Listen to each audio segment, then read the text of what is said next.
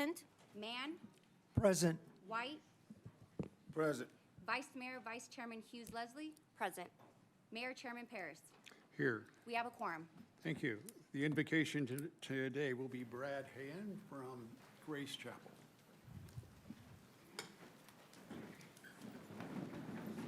Good afternoon. Hi, Mayor, and to the City Council members, and ladies and gentlemen, let's pray.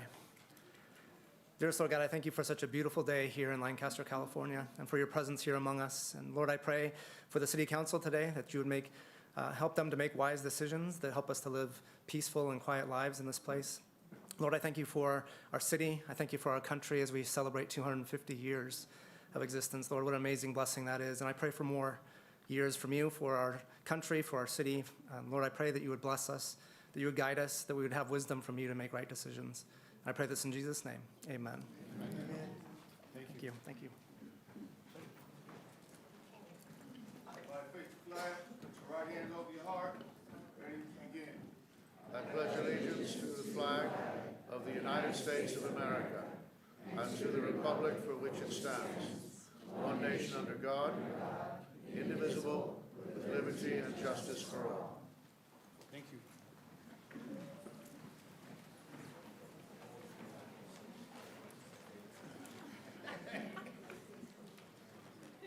Okay, the first thing on the agenda is a presentation, and that's Victoria Reyna is doing it.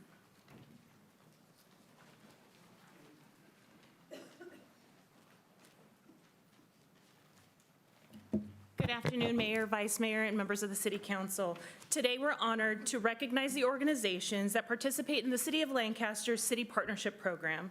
The City Partnership Program is a collaborative initiative that brings together businesses, nonprofit organizations, educational institutions, and community stakeholders who share the city's commitment to enriching the lives of Lancaster residents. Through this program, our partners support a variety of city events, recreation programs, community outreach efforts, and special initiatives that serve residents of all ages. Their involvement helps expand opportunities, enhance programming, strengthen community engagement, and provide resources to contribute to the success of many city-sponsored events and activities throughout this year. The impact of these partnerships can be seen across the community, from supporting youth and family programs to helping deliver community celebrations, educational opportunities, health and wellness initiatives, and recreational experiences. Our city partners play an important role in helping us create a vibrant, connected, and thriving Lancaster. These partnerships exemplify what can be accomplished when organizations come together with a shared sense of community service, civic pride, and resident engagement. Today, we're proud to recognize and thank our city partners for their continued support and dedication to the Lancaster community. On behalf of the City of Lancaster, we extend our sincere appreciation to each of our partners for their commitment to making Lancaster a vibrant place to live, work, and play. This afternoon, I'm joined by Efren Carrera Jr., Recreation Manager, as we continue to recognize these outstanding partners and highlight the impact that they have made through their support of our city programs and events. Junior and I will be sharing just a few examples of how each organization has contributed to our community. Good afternoon, Mayor, Vice Mayor, City Council. I want to make sure that we highlight some of the different events and programs that our partners really give us their all to help try to support our community. So what we'll do is we'll go through each partner and we will make sure that we recognize them, and then at the end we'll bring everybody down for a photo if that's okay. So our first partner is one of our bigger marketing partners, Edelman Broadcasting. The events and the programs that this particular organization is involved in it stretches throughout the year. They're involved and they support events such as Justice Sunday, Bunny Hop, the California Poppy Festival, Cool Summer Nights, Halloween Haunt, the Day of Drafts, and Magical Boulevard Christmas. So everything from January through December, you can see Edelman Broadcasting supporting our team. The next partner that we definitely want to recognize is the Antelope Valley College. This is our local education partner. They can be seen supporting events such as Juneteenth, Halloween Haunt, Magical Boulevard Christmas, and of course, California Poppy Festival. The next partner and one of our longest standing partners is AVTA. They are involved again throughout the year at many of our events, including Justice Sunday, Bunny Hop, California Poppy Festival, the Boulevard Market, Juneteenth, Tortaluke, Halloween Haunt, Magical Boulevard Christmas. And then they throw an event in December where they're giving out toys and turkeys and food to the community, and we support them in that effort as well.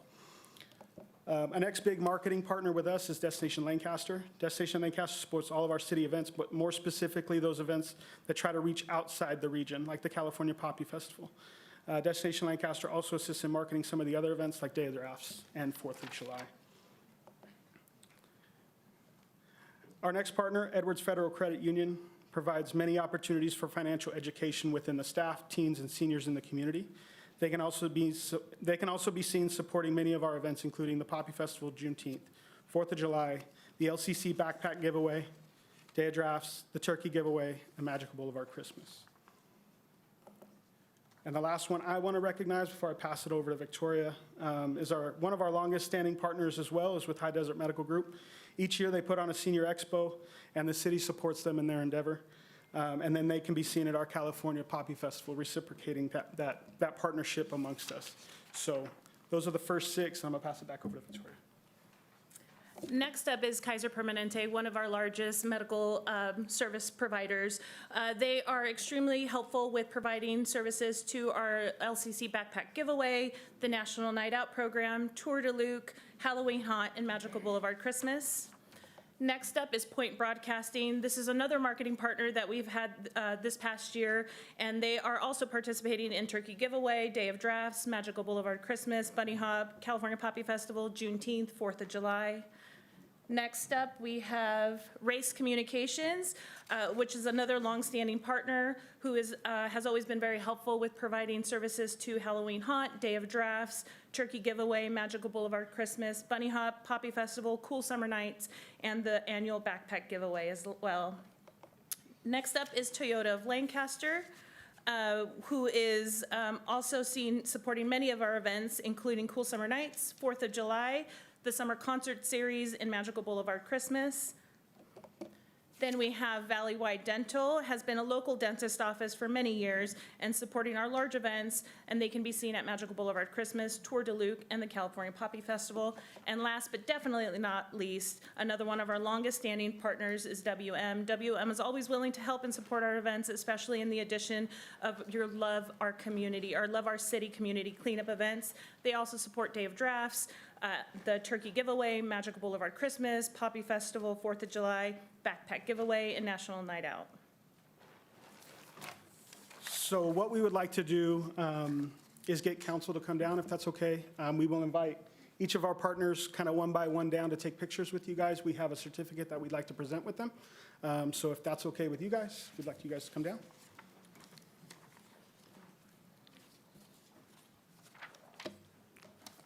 Yeah.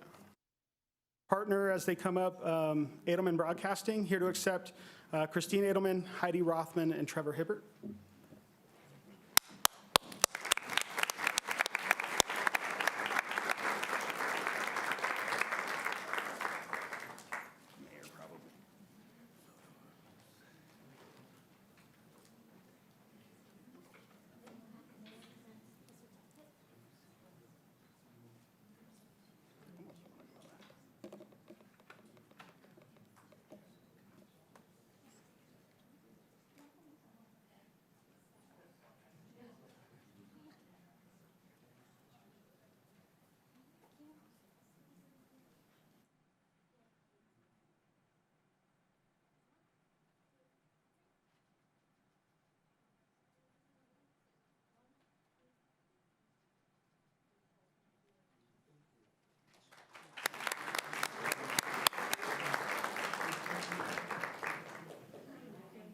Of course.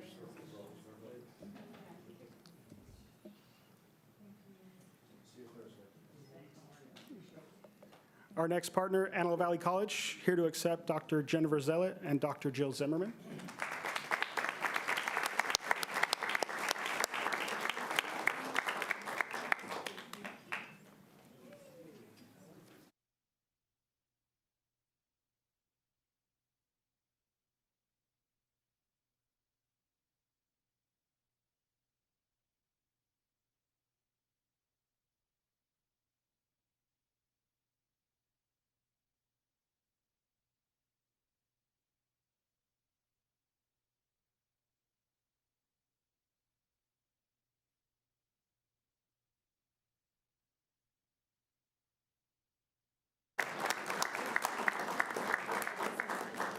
Moshan.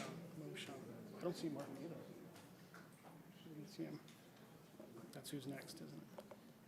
Our next is AVTA Martin Tompkins. He did not make it today. We'll make sure we get him his. Yeah, 100%, sorry. And then going back to Destination Lancaster, Mark Himstreet, the president, couldn't be here, but he did bring a couple of his board members and GMs from the local hotels. Wendy Moshan from Holiday Inn Express, Michelle Marquez from the Hampton and Homewood Suites, and Christina Castro from Residence Inn.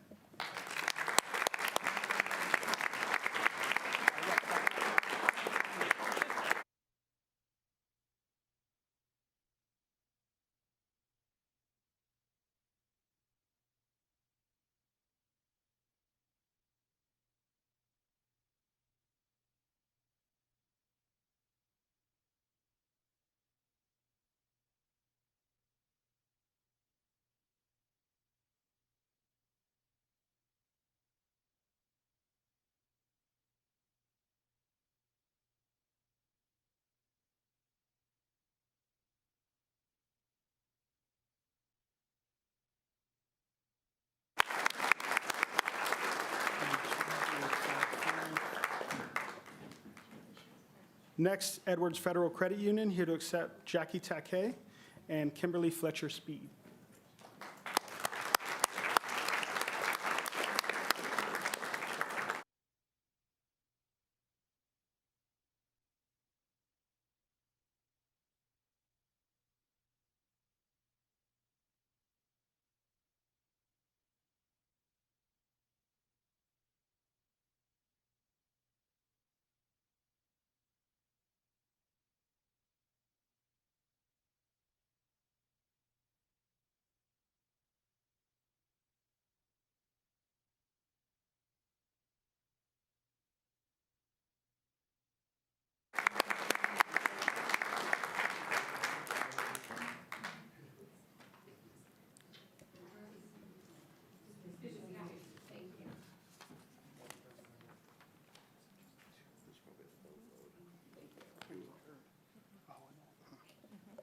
And High Desert Medical Group, Anthony Dolgoroff and Dennis Anderson.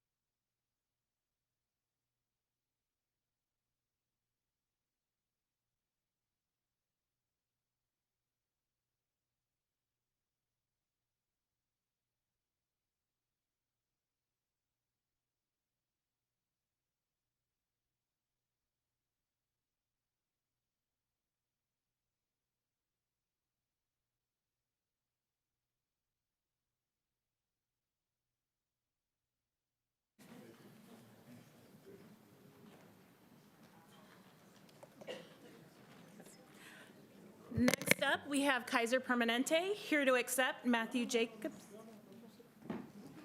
Kaiser Permanente, Matthew Jacobs, Randy Terrell, Allison Siegel, and Susie Gazarosian.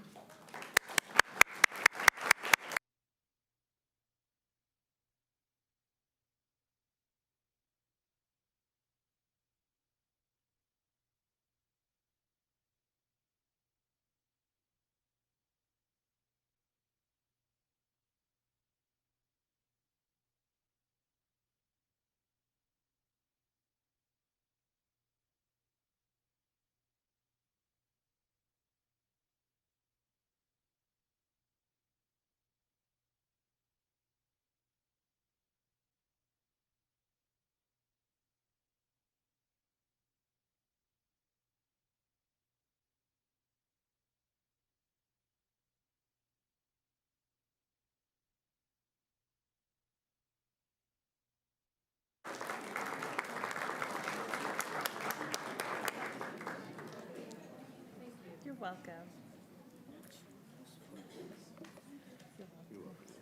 Next up, Point Broadcasting, here to accept Caitlin Jeffrey, Katie Nelson, Kelly Marie Jones, Jeff Lyons, Andrea Andolia, Erica Bermudez, and Miss Alanette.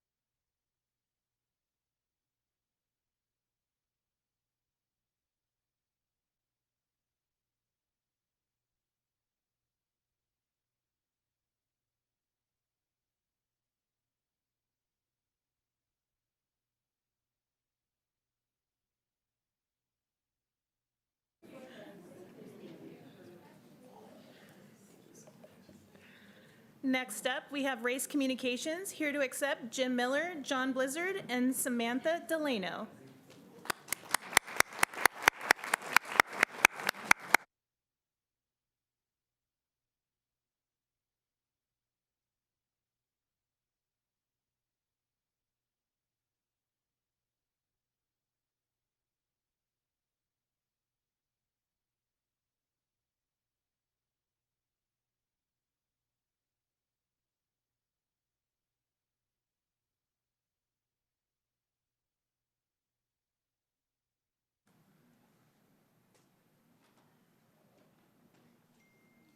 Here you go.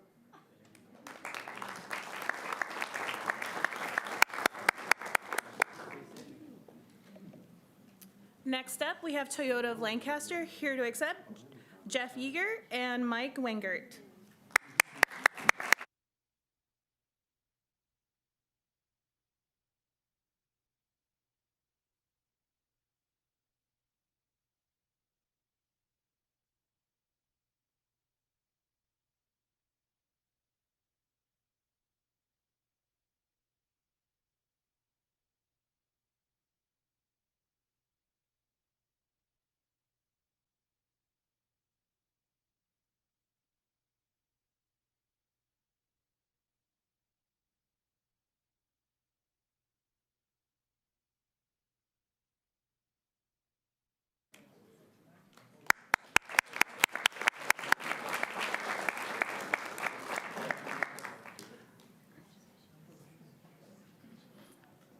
Valleywide Dental wasn't able to be here today, but we will make sure that they get their certificate. So if we can have a round of applause for Valleywide Dental.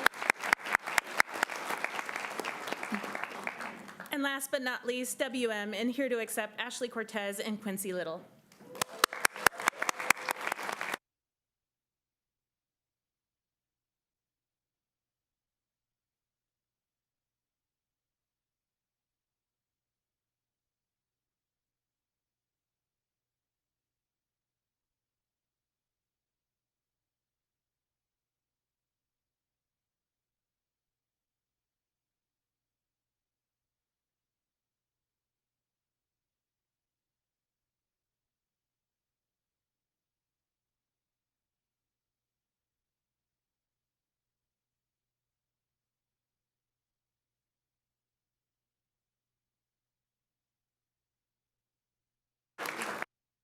If we can, council members, if we can have one more picture with everybody, a big group shot, that would be fantastic. So if I can have all of our partners and sponsors come up to the front for one last picture.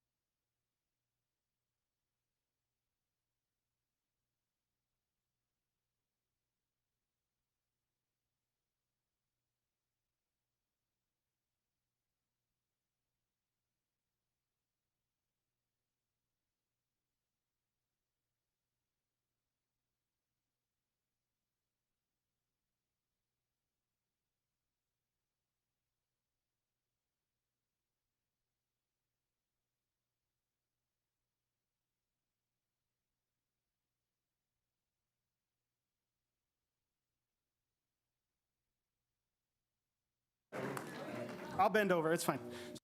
Directed towards you, right? Thank you once again for all of our city partners for your continued support and your continued partnership, generosity, and commitment to this city. Your support helps us create meaningful experiences for residents, strengthen community connections, and expand the programs and services that make Lancaster a great place to live, work, and play. We are grateful for your partnership and look forward to continuing working with you and working together in the years ahead. Thank you.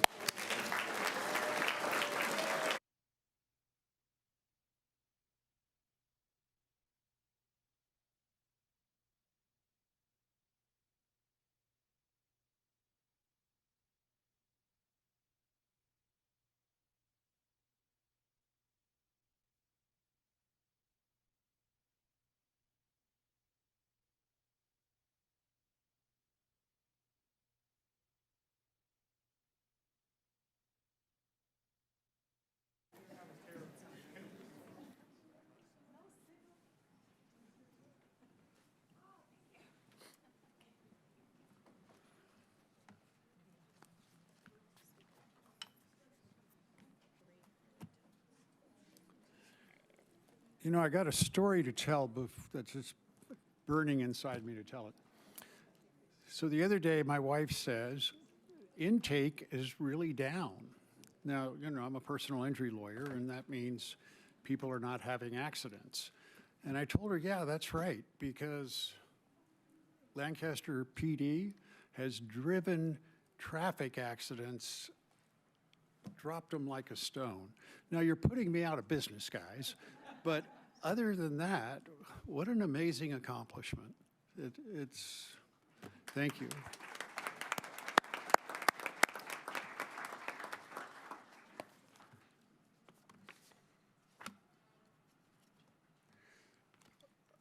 I want to read these from here because it's just easier. Thank you for all of you for joining us to recognize an exceptional group of students who have earned this year's Mayor RX Paris Scholarship Award. The students receiving this award have demonstrated academic achievement, perseverance, leadership, and a commitment to building a brighter future. I am proud to present a $1,000 scholarship to the following recipients: Alexis Arvizu, and I'm going to butcher the names and I apologize. Aubrey Gonzalez, Madeline Nicole Rash Herrera, Natalia Jimenez, Renata Vides Islas, Bella Valeria Ramirez Larios, Alexis Martinez, how am I going to do this? You do it. Yeah. I think pranking us. Shekwabaka Emmanuel Oniwana. Not bad, not bad. I'm sure they'll come and correct me. Sorry about that. Julian Rubine, Riley Rutledge, Ellington Roosevelt Taylor, Sachin Pera, and the Courts Hill Assistant Principal, Rochelle Miser. Thank you. To our scholarship recipients, this award recognizes your hard work and potential. We are confident that each of you will continue to make a positive impact in your school, your communities, and beyond. Continue to pursue your goals with determination, curiosity, and confidence. Congratulations to all of our scholarship recipients. We are proud of your achievements and look forward to seeing all that you accomplish in the future. I am 74. I've seen a lot of life. And the one thing I've seen is the people who keep working when they leave school as hard as they worked in school are unstoppable. And I hope you remember that. Just every day, keep working as hard as you're working now. Thank you. If you could come on up, we'll take the photo shoot. Where's the, there it is.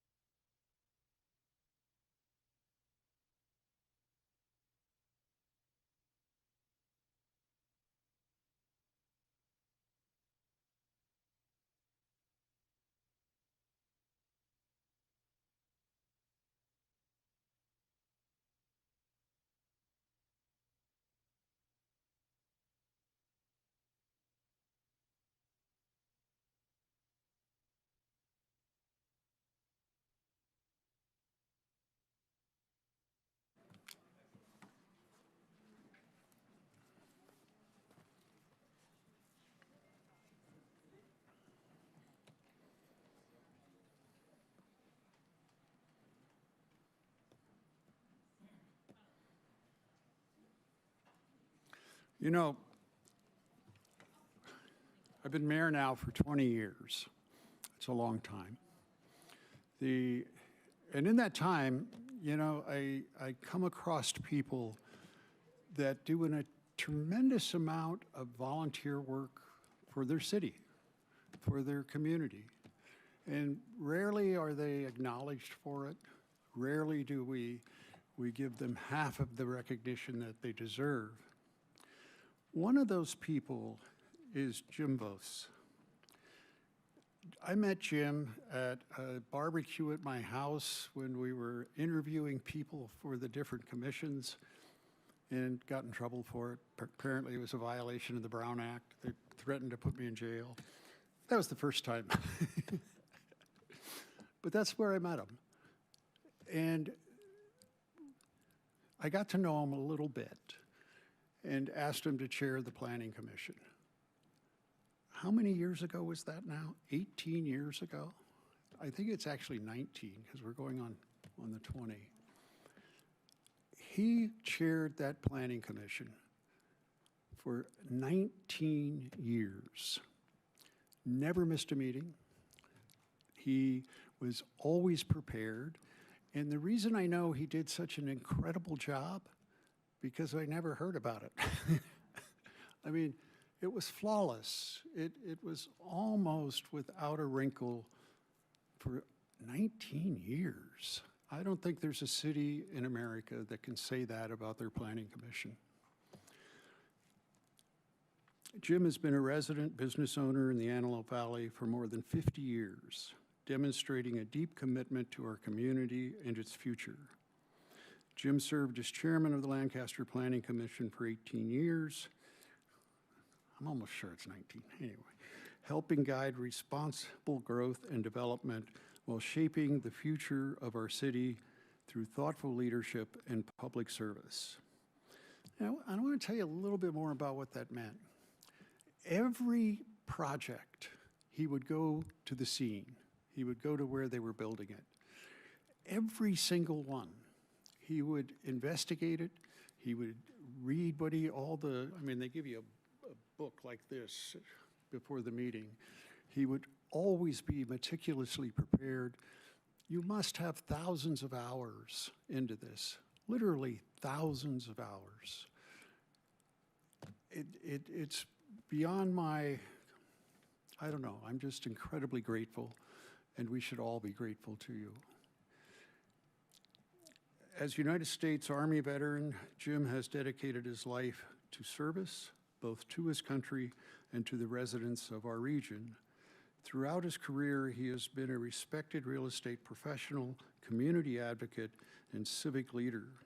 His service has included leadership on educational boards, public oversight committees, and numerous community organizations. Oh yeah, I forgot about that. Whenever there's a major concern I have, about something not working, I just ask Jim to do it. And it gets done. I mean, I don't even think about it again. He is one of the most effective leaders I've ever seen. He has dedicated more than 4 decades of his service and leadership to the Kiwanis Club, helping strengthen and support communities throughout the Antelope Valley. He has been recognized for his outstanding contributions with multiple community service awards, including being named Realtor of the Year twice. His commitment to education, community development, youth programs, and public service has left a lasting impact on Lancaster and the Antelope Valley. Today, we are proud to present Jim Vos with the key to the city in recognition of his decades of leadership, service, and dedication to making our city a better place. Jim, on behalf of the Lancaster City Council, the residents of Lancaster, thank you for your extraordinary service and congratulations on this well-deserved honor.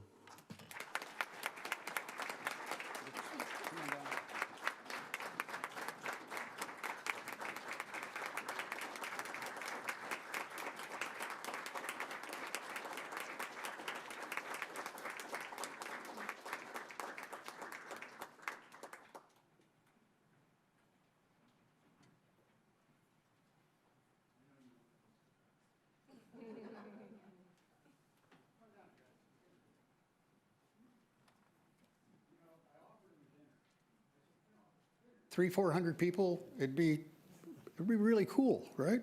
He refused. He didn't even want to do this. I mean, you're what everybody should be.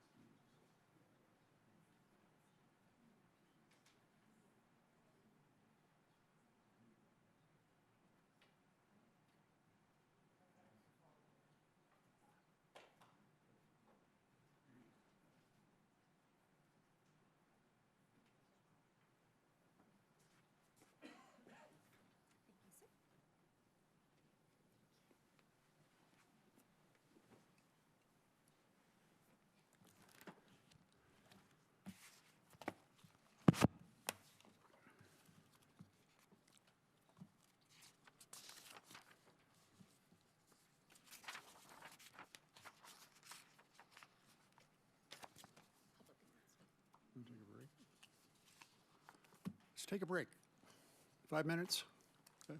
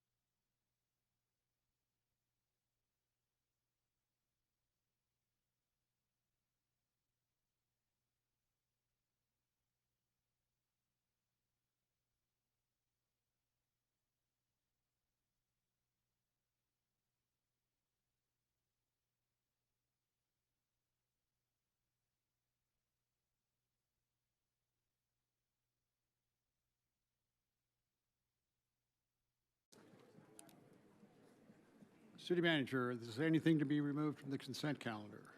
Items 5, 12, 14, and 19 to be removed. Item 5. You got to talk slower. 12, 5, 12? 12, 14, and 19. 14. What? Do we got to play that now? Okay, can we play the public announcement? Have your attention, please. Welcome to the Lancaster City Council meeting. The City Council encourages public participation at its meetings. However, the right of the public to address the council must be balanced with the need to ensure that public participation does not interfere with the orderly course of public business. The City Council follows the city's Code of Conduct and Ethics and Robert's Rules of Order in the conduct of its meetings, and we respectfully request that all are reminded to abide by the following rules. As stated on the agenda for this meeting, any person who would like to address the city is requested to complete a speaker card for the city clerk. Please be sure to identify the agenda item you would like to discuss on your speaker card. Speaker cards must be filled out and submitted prior to the agenda item being called. You will be given an opportunity to address the council at the time the agenda item is discussed. Individual speakers are limited to 3 minutes unless a different time limit is announced. Speakers must cease speaking immediately when their time has ended. Public comment on agenda items must relate to the subject matter of that item. Public comment on non-agendized items is limited to subjects within the jurisdiction of the council. Please keep in mind that state law prohibits the council from acting on items that are not on the agenda. The public's right to address the council does not include the right to engage in a dialogue with individual council members or staff. Please remain respectful of the forum and refrain from uttering, writing, or displaying profane or threatening statements towards the council, any member thereof, staff, or any other person. Any person engaging in conduct that disrupts the meeting is subject to being removed from the council meeting. If you disrupt the meeting, you will receive 1 warning. If you continue to disrupt the meeting, you will be escorted out of the meeting or the meeting will be recessed. Upon reconvening, if disruptions continue, the meeting room will be cleared in accordance with the provisions of the Brown Act. We ask that you now silence your cell phones as the meeting is about to begin. Thank you for your participation. So Trelise, I noticed under the threatening the council, you left the mayor out. Does that mean? Okay. Is there a motion to approve the consent calendar with the items that were, without the items that were removed? Before I do that, Mayor, I'm going to announce the speaker cards. Oh, And that is CC 3, 4, 10, 11, 12, and 13. You're kidding me. All different from the ones we've already pulled. Mr. Mayor, one approach you might take is to take the speakers and then move the consent calendar after you've heard from the public. I'm sorry, say that again? One approach you could take, if you like, is to hear from the speakers and then approve the consent calendar as a group motion after you've heard from the speakers. And that's why she makes the big bucks. Okay, that's what we'll do.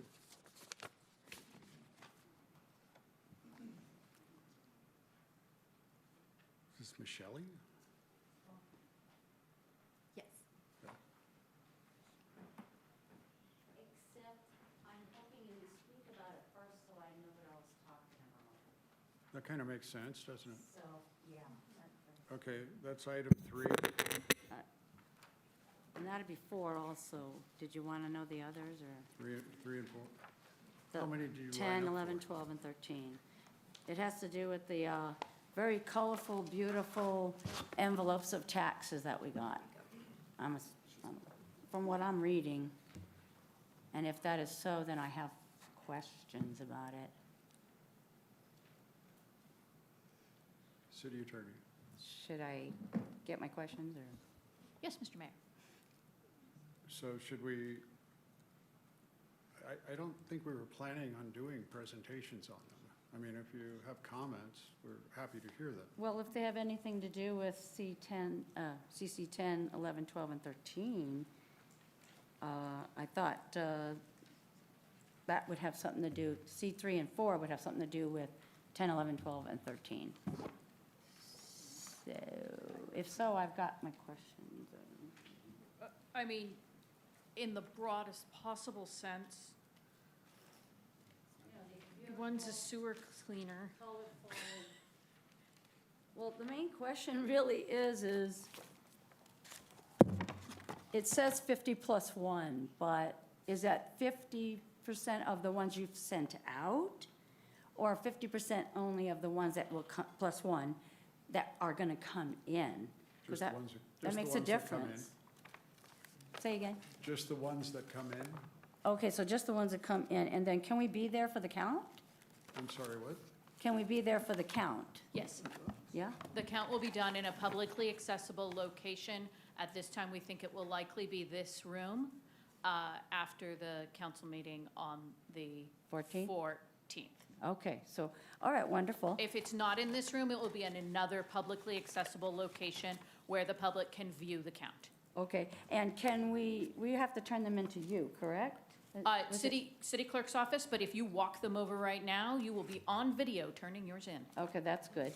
And then the one that's kind of separate, that doesn't have a box, just says it is a ballot, asks, one of the 3 items listed below is required for parcel identification.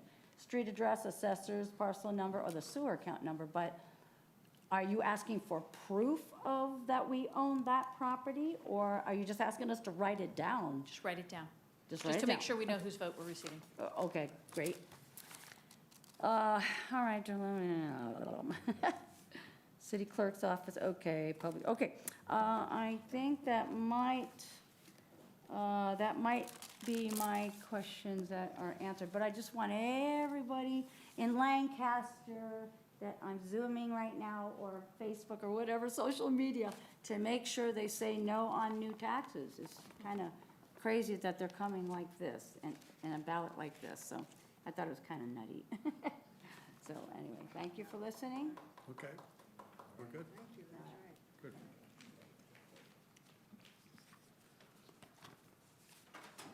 Okay, what else you got?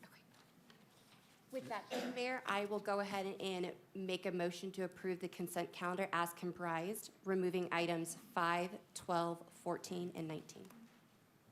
Is there a second? Second. Let's vote.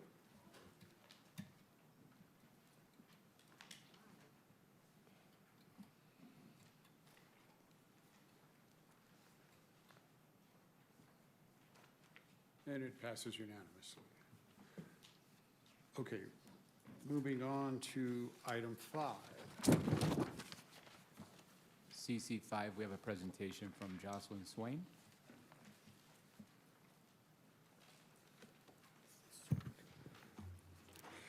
Mayor Paris, Vice Mayor, and council members, in 2013, Senate Bill 743 changed the way traffic was analyzed in environmental documents from level of service to vehicle miles traveled.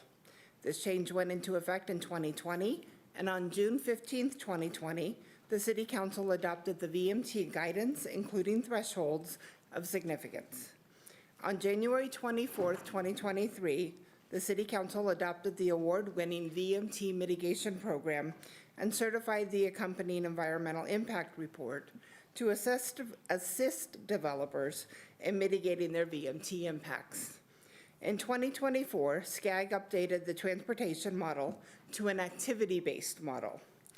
The city had our consultant update the low VMT maps using the new model and update the transportation guidelines to provide more direction to consultants preparing VMT studies and clarification on some of the screening thresholds. No changes to the VMT mitigation program or the mitigation fee, which is paid by developers, is proposed. I'm available to answer any questions you may have. Any questions? Thank you. Oh, no. Nope. The Any next. questions? Any discussion? Is there a motion? Do you want to do them all together, maybe? What? Do you want to do them all together? We can. Yeah. Want to do that? All right, good. 12, So what is the next one, 12? CC 12.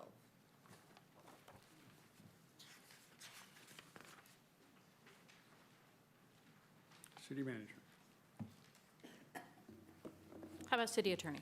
Take it. Before you for consideration today is a resolution authorizing the city manager to vote on the 218 assessments on behalf of the city-owned parcels.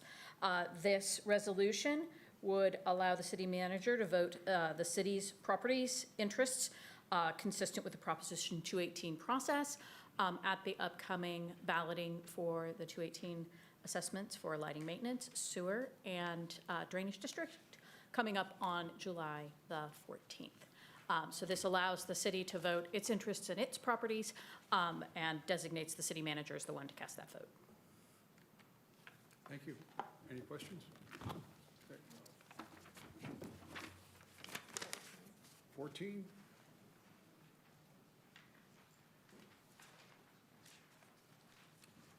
Good afternoon, Mayor, Vice Mayor, City Council. Before you on item CC number 14 is the adoption of the 2026-27 budget.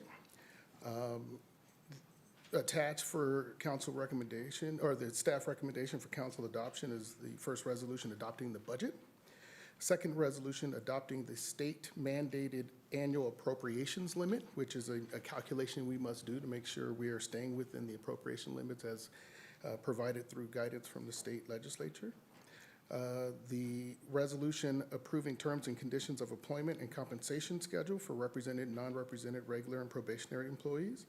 And then ultimately, the last list is a list of vendors who have been approved in prior years that have appropriations in this particular year, as well as those vendors that are approved through long-term contracts through our Lancaster Energy, folks that actually provide the power for our customers in Lancaster Energy. They'll see transactions throughout the year, and then our utilities. And so our utilities, paying our utility bills, are not something that we would typically bring to the city council for adoption, but we do include them on that list of proposed vendors to make, for transparency's sake, so that there is some eyes on what we do pay for those bills. By July 1st of each year, the city is required to adopt a budget, which establishes the appropriations and estimates revenues for the coming year. A budget presentation and public hearing took place at our last council meeting on June 9th. And last night, we had the privilege, City Manager Trelise Niebla and myself had the privilege to present the Measure LCYM plan to our Oversight Committee, which Mr.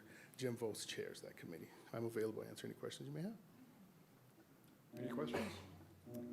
I have a statement, not a question. Again, I just want to say thank you to the department heads, to the city staff. I know this is your Christmas, George, but for the rest of the team, it's work. And I just want to thank you guys so much for the dedication you put into this, making sure we got it right. To my new teammates, asking the questions, sitting with that over 300-page book. And then most importantly, I want to thank our community, especially the members who came out to the open houses and asked the questions and expressed what your desires are for this budget. So thank you all around. Mayor, thank you for empowering the team and ensuring that the community's voice was heard. Thanks, George. I have a question. Can you just explain a little bit more of what will the residents see? There's going to be like an increase or decrease on services based on this budget? This budget represents a continuation of the services that had been included in past budgets. And so there is, actually, I take that back. Right off the bat, they're going to see an increase in traffic enforcement with our Lancaster Police Department. As we all have understood, we've made that decision to reduce the sheriff contract in order to hire the additional traffic enforcement. And so there will be increased spending in that regard, as well as the continuation and completion of some major projects that have taken the last couple of years to complete, i.e. the Mark Center, Samaritan's Purse Park. There's a lot of projects that have been in the works for the last couple of years, and they're going to actually see some groundbreakings, some ribbon cuttings this year, which is really exciting. But most importantly, I think what the activity with the Lancaster Police Department is going to be the most prevalent in the community. Folks are going to open their eyes and take notice of that activity. Anyone else? Thank you. Oh, wait a minute. So we did that community outreach. Any changes arise from that? No, as we stand here today, and I think the city manager and I have had this conversation, I think we'd be foolish to think that we needed another survey to confirm what we think the intent of the community is. And what it did do is confirm a lot of what we've been hearing as far as what the community's priorities are. And their priorities have been public safety, roads, economic development, dealing with the homelessness issues. All of those were just reconfirmed through the survey that we put out. And in addition to having that survey take place during the workshop, we had it open a week prior to the workshop and kept it open for another week past to make sure that people who didn't make the workshop still had an opportunity to participate in the survey, to assure that the results that we got were pretty confident. And with the results that we received, very consistent with what we had been hearing over the years, and it just really just continued to validate the priorities that we have in your budget plan. Thank you. I would, if I can, add to that answer, Mayor. I think one of the things that was actually a surprise to us was public safety not coming in pole position or not coming in first in terms of the community priorities. And I think that goes to what we've already been accomplishing with LPD and the Sheriff Department and that partnership and crime being down over the last year and a half, close to 30-something%. So I think we're seeing those wins. Now roads is rising to the level of the highest priority because we are getting some wins on the public safety front. And we've sped that up, right? Absolutely, and we're going to continue to see it in this budget to the tune of, what, about 17 more bodies coming to you That is correct. as of August 1? Okay, good. The city website, it could be a little easier for people to use to find out when a specific street is going to be repaved. I mean, you got to hunt for it, okay? We agree. We're rebuilding that website now. I think in the next couple of months, there'll be a brand-new version of our entire website, which is much more user-friendly, because I think it goes beyond just finding where our streets are paving, but our entire website is not very user-friendly right now. I'm wondering if maybe we should post signs. Yeah. You know, I mean, if we know a street looks like, well, if we know a street needs repair, why couldn't we put up a sign telling them when it's going to be repaired? Yeah, we can work on a program. You know, Absolutely. I find that it's the uncertainty that upsets people, not when they know when something's going to happen. You know, you can bear the discomfort for a while. Okay.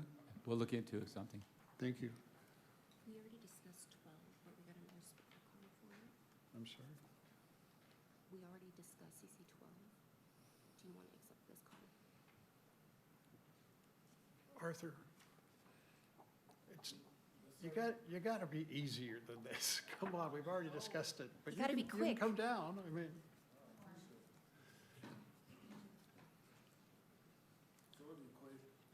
Y'all already voted on it? No, sir. we haven't voted on it. Copy We've that. already blown through it. Okay. All right, thank you. My name is Arthur Calloway. I live in Lancaster 93536. And Prop 218 is interesting. I didn't even know about this, the city owned getting the right to be able to vote. But my concern with that is how are those votes weighted? Because if the city owns enough property to outweigh the public, then how does that work? I don't know, like the number of properties that the cities own versus the number of properties that the residents own.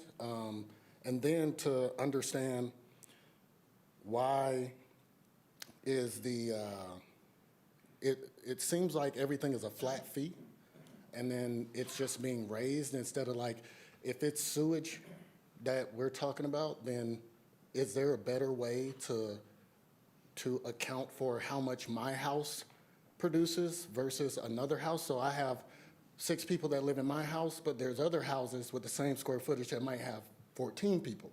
And to just subsidize it across to everyone doesn't make much sense. And when I'm reading the actual forms and the artifacts that y'all provided, which was a lot of good stuff in there, but I don't really see how the individual information is being depicted for me versus for other people. Another example is the landscaping. I don't have any public landscaping near me, and I want to know, like, is there a map to show, like, what my money would be supporting so that at least I know what it's going to be applied to, because I didn't see that either. The drainage is the same thing, and the lighting. If we're paying for lighting, why isn't it that I have a bigger voice in saying that 50th West and K needs a light, and that there's been multiple deaths at that corner because of all the traffic is there? And then now there's actually more residential tracks being made right there at that corner. But there is, I don't know if there's plans already, and I'm not saying that there isn't. It's just that I can't see that from the package that you have. And that means that in order for me to make the most educated decision, I would need all of that information before July 14th. And I don't know where I'm supposed to learn that information from or how it applies. And though in the last 20 seconds, I don't read anywhere in that package to say, how could we have let this slip to where we didn't know that we should be incrementally increasing these things for infrastructure over the last 15 years. Like, it doesn't say how did it happen or how are we gonna prevent it in the future. Thank you. It's quite a bit of, but take a shot at it, Trolleys. I think I'd like to sit down and grab a meeting with Arthur and talk him through everything. I think we could go into more detail that way, because there was a lot there to unpack. Okay. And almost all of the answers are either in this agenda packet, in the documentation attached to this item, or in the last agenda packet with the engineer's report. So it is all publicly available, and I believe it's actually all posted on the website, both for the agendas and for the 218 process. But certainly we can help him navigate to find it. As we've just discussed, the website might not be as I am simple. willing to bet you did not address measuring the amount of effluent from various households. Well, actually, no, the engineer's report does do a calculation of what's called an equivalent dwelling unit and assigns those to properties based on a formula. So actually, not measuring each individual household, because that would be cost prohibitive, but there is, for lack of a better phrase, an algorithm used to determine what that is parcel by parcel. So Mayor, if I can explain, the last time that was done, I believe it was 2008, and after me urging, because I asked the county when it was last done, and they told me it was like 1964, so you can see where some of that's on the priority list. But tables were established and updated in 2008, and then moving forward, they do that for a single-family residence, for multifamily, depending on the number of sewer laterals, a commercial building, depending on the type of commercial building. So those tables are established. Okay. I do have so these are districts, right? But Yes. the city has been subsidizing it for quite a while, right? Yes. This year to the tune of close to $4 million. A year? Yes. My concern is, isn't that to the detriment of other districts? So Or these, people who are not in the districts? And how does that pass legal muster? so these are assessment districts of the city, so it is not, there's no gift problem, there's nothing like that, but it does take money from the general fund that would otherwise be available for other programming. And why are we in this position in the first place? I mean, isn't this something that when we approve the development, that So- this should be, When we approve developments, we annex those properties into these various districts as actually, that's one of the things you are doing here. That's what 10, 11, and, I'm sorry, my apologies, just one annexation. I think it's 10. And so that allows those districts to be made part of, those properties, excuse me, to be made part of these districts so that they can be properly assessed. PH2, sorry, PH2. are there other ways to do it? I mean, I'm wondering if when we approve the development, they have to endow it? I mean, Not in compliance with Proposition 218, no. all right, thank you. Mayor, would you be open to the possibility of having the staff look into maybe supplementing it with the program? I'm specifically thinking of like fixed income, elderly. Is that something that you would be open to directing the staff to do or look into? Well, I think for people on a fixed income, I think we should be looking at that. Okay. That would have to come from the general fund. It needs to be crystal clear that those funds cannot come from the respective districts. No, I get Those would that. have to be general fund I monies. And understand it has, I'm saying this to make our record, Mr. Mayor. Thank you. It must and will be crystal clear that those funds will be general fund monies for any program of that type, but we can look into it for sure.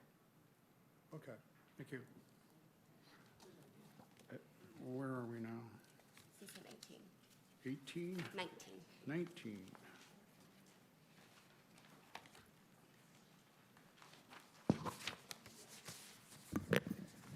Good afternoon, Mayor and Council. So CC 19 is the purchase and sale agreement for a piece of property that the Los Angeles County owns.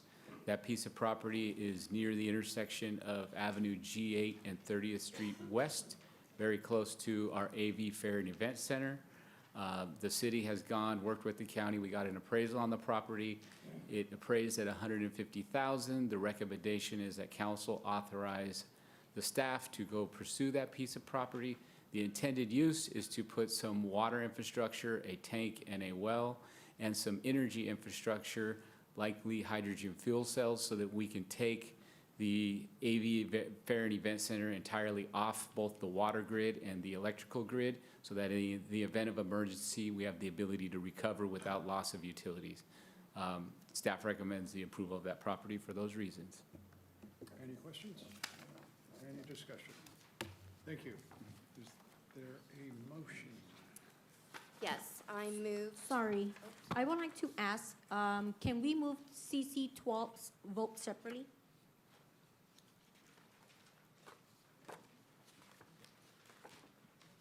Are you grandstanding?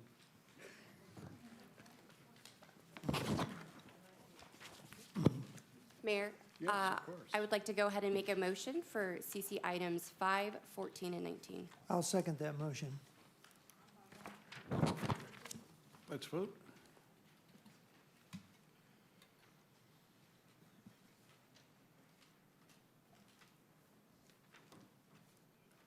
Passes unanimously. Okay, you want to, what one separate?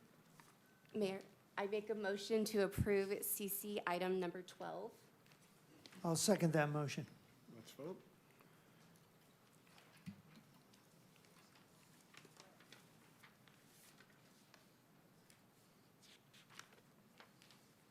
Okay. Is that it? The item passes with Councilmember Castellanos voting no. Page 8. Okay, now you got me curious. Which one was that? The city-owned property. Oh.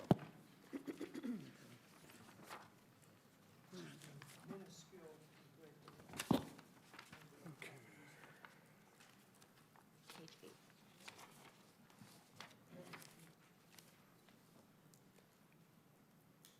Public hearing item 1. And the public hearing is now open. Are there any speaker cards? No speaker cards. Let's waive the staff report. Is there a motion? The public hearing, you'll close the public hearing, Mayor? What? You'll Oh, close I the gotta public close hearing? the public hearing. You know, Thank you. she does 2 meetings and she's already running circles around me. Okay, public hearing's closed. Is there a motion? I move to introduce ordinance number 1152. Is there a second? I'll second that motion. Let's vote.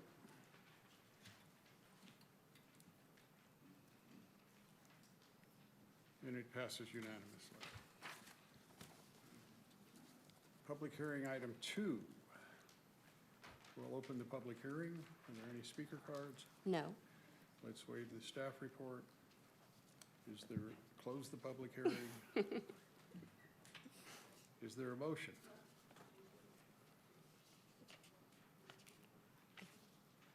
I close the public hearing, right? Yeah. Can we hold on this? We've got to count the ballots now that the public hearing's closed. So let's, if we can come back to this item after we complete the new business items, that would be helpful. Okay, thank you. Remind me. I'm sure. I will. forget. New business item 1. Any speaker cards? No speaker cards. Let's waive Allison's report. Is there a motion? I move to approve resolution number 26-31, and resolution number 26-32. Is there a second? I'll second that motion. Let's vote.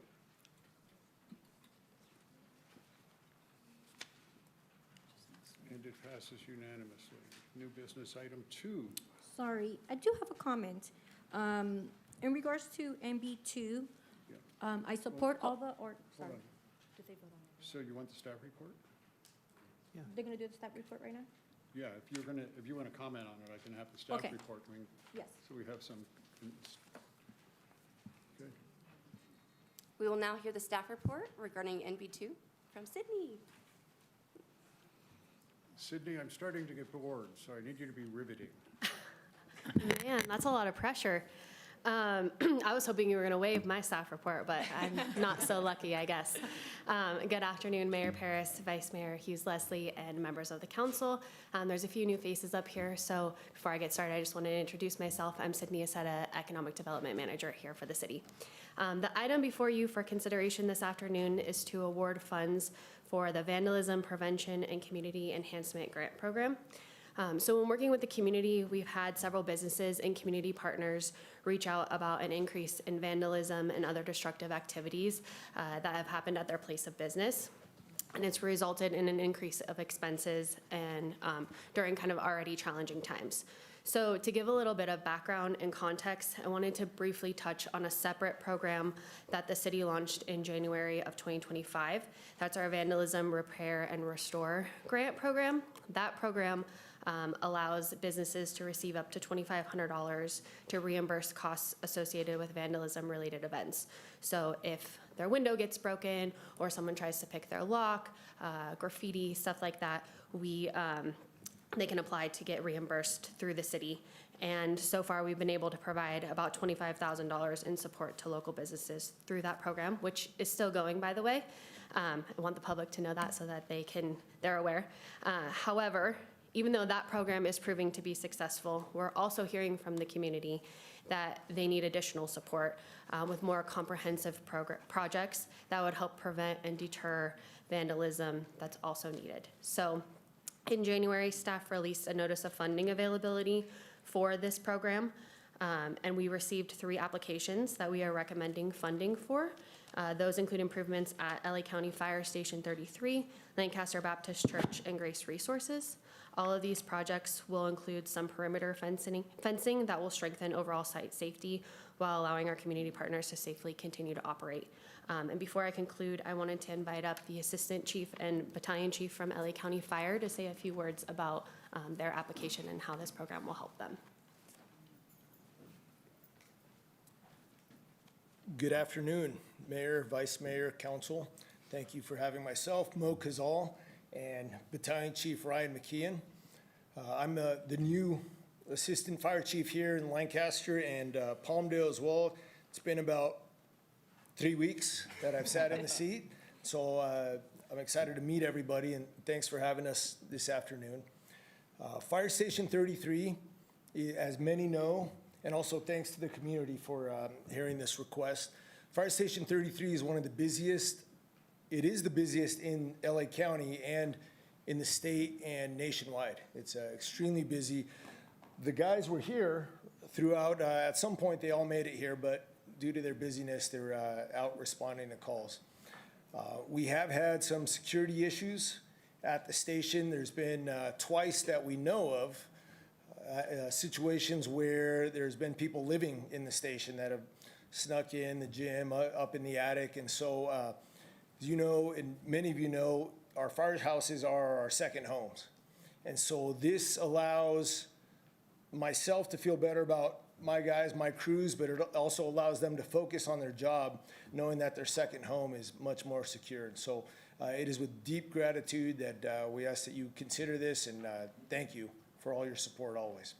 Appreciate everything. Thank you. Any questions? So just really quick to conclude, the recommended action would be to award a total of $383,001 for these 3 projects that were submitted. And if that is approved, then as it stands right now, those funds would not need to be repaid. I'm available for any questions. Yes. You said the fire station, Lancaster Baptist, and what was the other? Grace Resources, Grace Resources. and specifically Fire Station 33. Okay, so what's been going on in Lancaster Baptist? So they've had quite a bit of incidences of homeless that have come onto their campus, disrupting stuff that's happening on their campus, assaulting certain members. And so they're requesting to have also some security fencing put around to kind of prohibit that from happening. Okay, are we gonna allow the other churches to have security and fences put up around their facilities? If they apply, we can definitely look into assisting them. Okay, thank you. Well, just want to say that I am supportive of all the organizations that apply and the work that they do. I'm just curious why only 3 applications were submitted. And so I would like to ask for the city staff to do a little bit more of outreach, more of engagement. I also am committed to spread the news about the services that we have, which I think is great. We just have to get the word out more. Absolutely. You good? Okay. I'm good. No speaker cards? Thank you. It was almost riveting. Okay. Is there a motion? I move to approve the funding to award under this program and authorize the city manager or his designee with concurrence from the city attorney to do what recommendation number 2 says. Is there a second? I'll second that motion based on the wording. Let's vote. And it passes unanimously.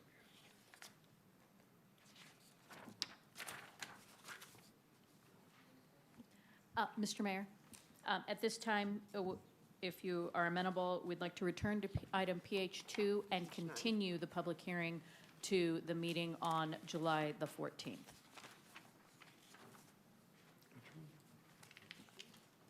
Page 9. PH2. Okay, what do you want me to do with it now? Continue it, please. Okay, we're continuing this to July the 14th at 1:30 PM. July the 14th at 1:30 PM. Council God willing. chambers. All right.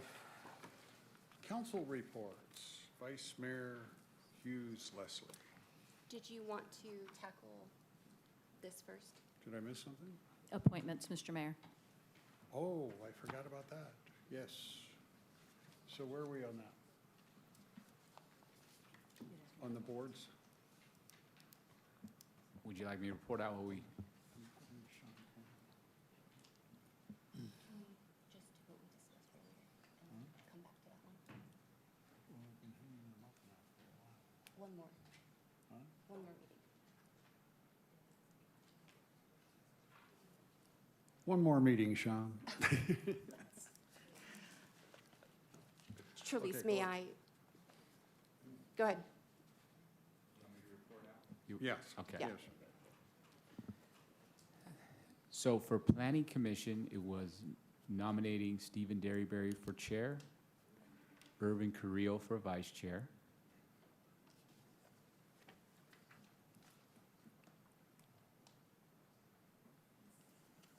And then for sanitation districts, it was moving Councilmember Mann into that role, and Cedric White will no longer be in that role. That's because Ken figured out a way to measure the, never mind. Yes, it's because he knew all the charts and all of Yeah, I that. did. And I'll go on record, I was in the sewers with LA County staff because we got into it. So Cedric, just so that you understand, it Don't go was, there. or somebody in the Don't go audience asked. They literally do measure the outflow coming out of homes going into Told the you sewer. not to go there. Nose goes. So that motion/nominations come from the mayor, correct, Trelise? Correct. I'll second those. Any discussion? Let's vote.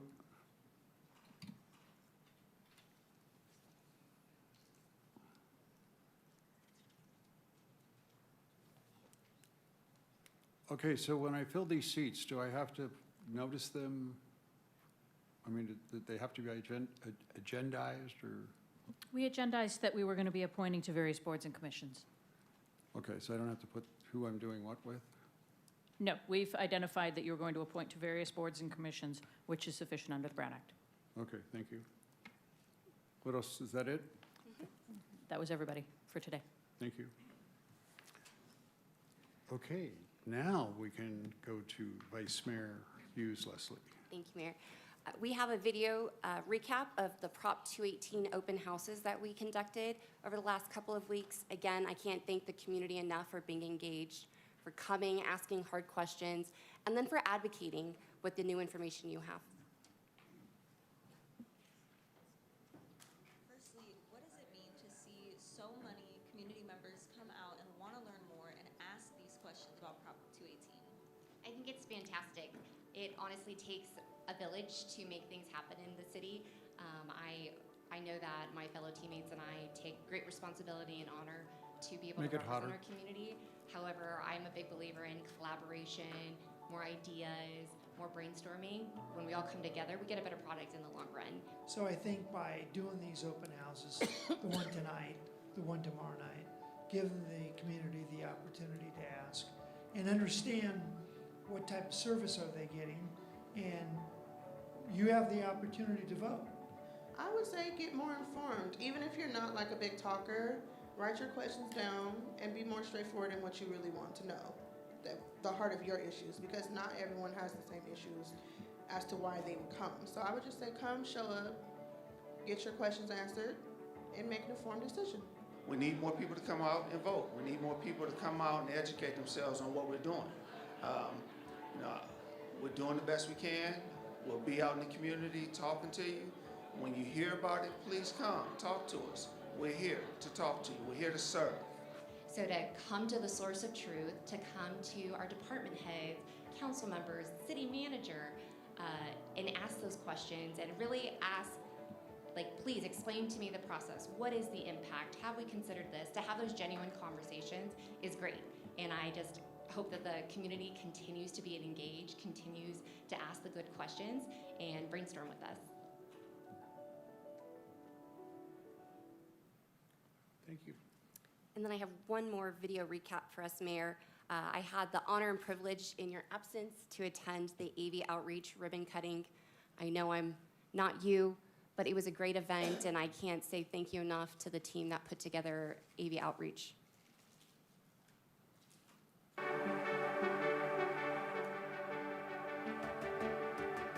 Today we're celebrating the grand opening of our new facility, right here in the heart of Lancaster where it's needed the most. Our doors just opened up today, but we've already helped several people find housing within the past 2 weeks.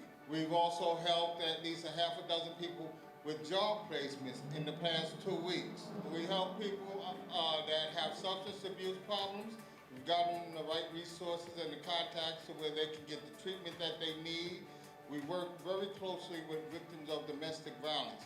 We don't think anybody should have to suffer in any type of pain, and we will be there to support you and your family. We'll get you relocation, we'll get you all the resources you need. I try to bring people to the places that they need to be so that they can do better for themselves.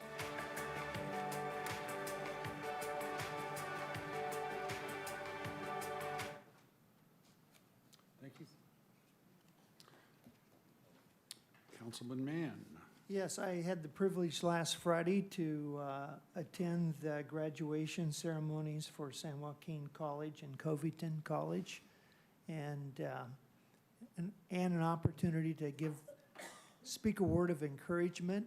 Quite impressed, because if you understand what those colleges' curriculum, there's airframe, you get a certificate for airframe, welding, refrigeration, nursing, and again, I'm so impressed with the young people that graduated this year.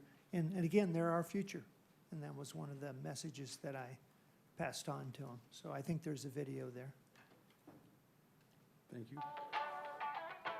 It's an honor to be here celebrating with you the 2026 graduating class of San Joaquin Valley College and Carrington College.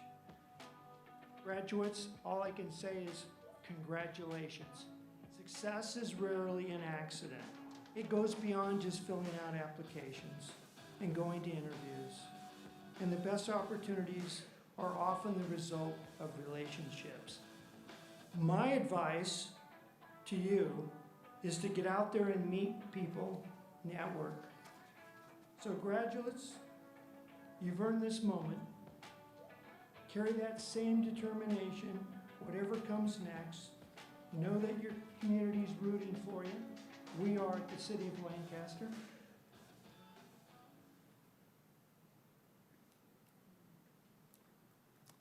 Thank you. Mr. White. Yes, we had the honor to go out and celebrate Juneteenth. We had a blast to celebrate our past and our future. Hundreds of people came out and enjoyed music, dance, and we even got the chance to see Miss Rocio cut a rug on stage also.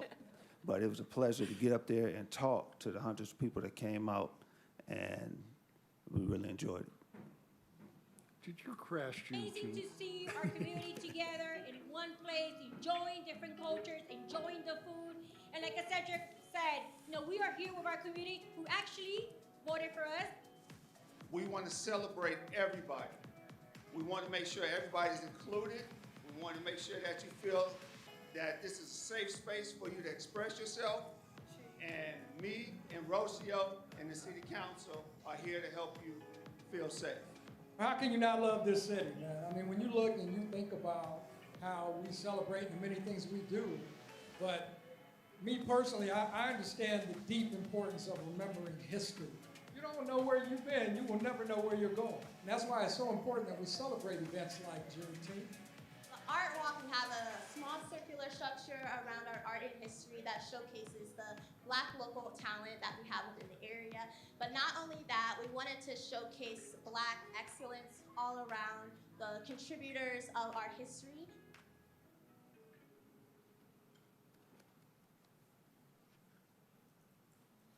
Thank you.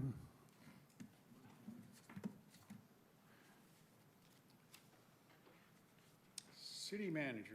No, What? I'm next. Oh, did I skip over? I am so sorry. That's okay. He was mesmerized by your dance moves. I'm easily confused. No worries, no worries. So I had the honor on June 11 to do a city tour of all the programs and services, different departments. So I want to thank the staff for being there with me. I want to thank everyone that was there at the social media. It was a very warm day, but we learned a lot, and I learned a lot. And so I think that's important for us to know the programs and services that we have in our community so we could share that out. With Councilwoman Rocio Castellanos. We're at Kensington campus. It was amazing to see the facility, the building, the services they provide for our community. So it's amazing to know that we have this here in our community to help everyone that needs a second chance, that needs a place to live. We're with Lancaster City Councilwoman Rocio Castellanos at Samaritan's Purse Park. So this is what the city is doing, and it's amazing work that we are rebuilding and making the park beautiful for our community. We get people from outside of our community coming and using our park because we maintain it, we take care of it, and we love our park. And thank you for everyone that comes to our soccer field park. We appreciate you, and let's continue to get 1.5 million people up here. Wow, just so many programs. The community could come, parents could pay $2, the children $1. Plus, if we have swimming classes, we have a waiting list, so many amazing programs. Don't forget to register early, the classes get full. And thank you to the City of Lancaster for doing these amazing programs for our children. We're with Lancaster City Council members Cedric White and Rocio Castellanos. We just completed the tour of the Mark Center. What are some of your thoughts about this center? To do different type of sports. We'll be able to do proms. We'll be able to do graduation. We'll be able to provide services for our community, but not just our community, our surrounding neighbors in one place, in one location. So there's a lot of things that we can do, provide jobs, creative spaces, and just a great economic development opportunity. And after seeing all of these facilities throughout the entire morning, what do you think are some of the biggest needs and how can they be addressed? I think one of the things that it's important is for us as a city to inform the community, this is your space, this is for you, and come and visit us, come enjoy the services and the programs that we offer for our residents.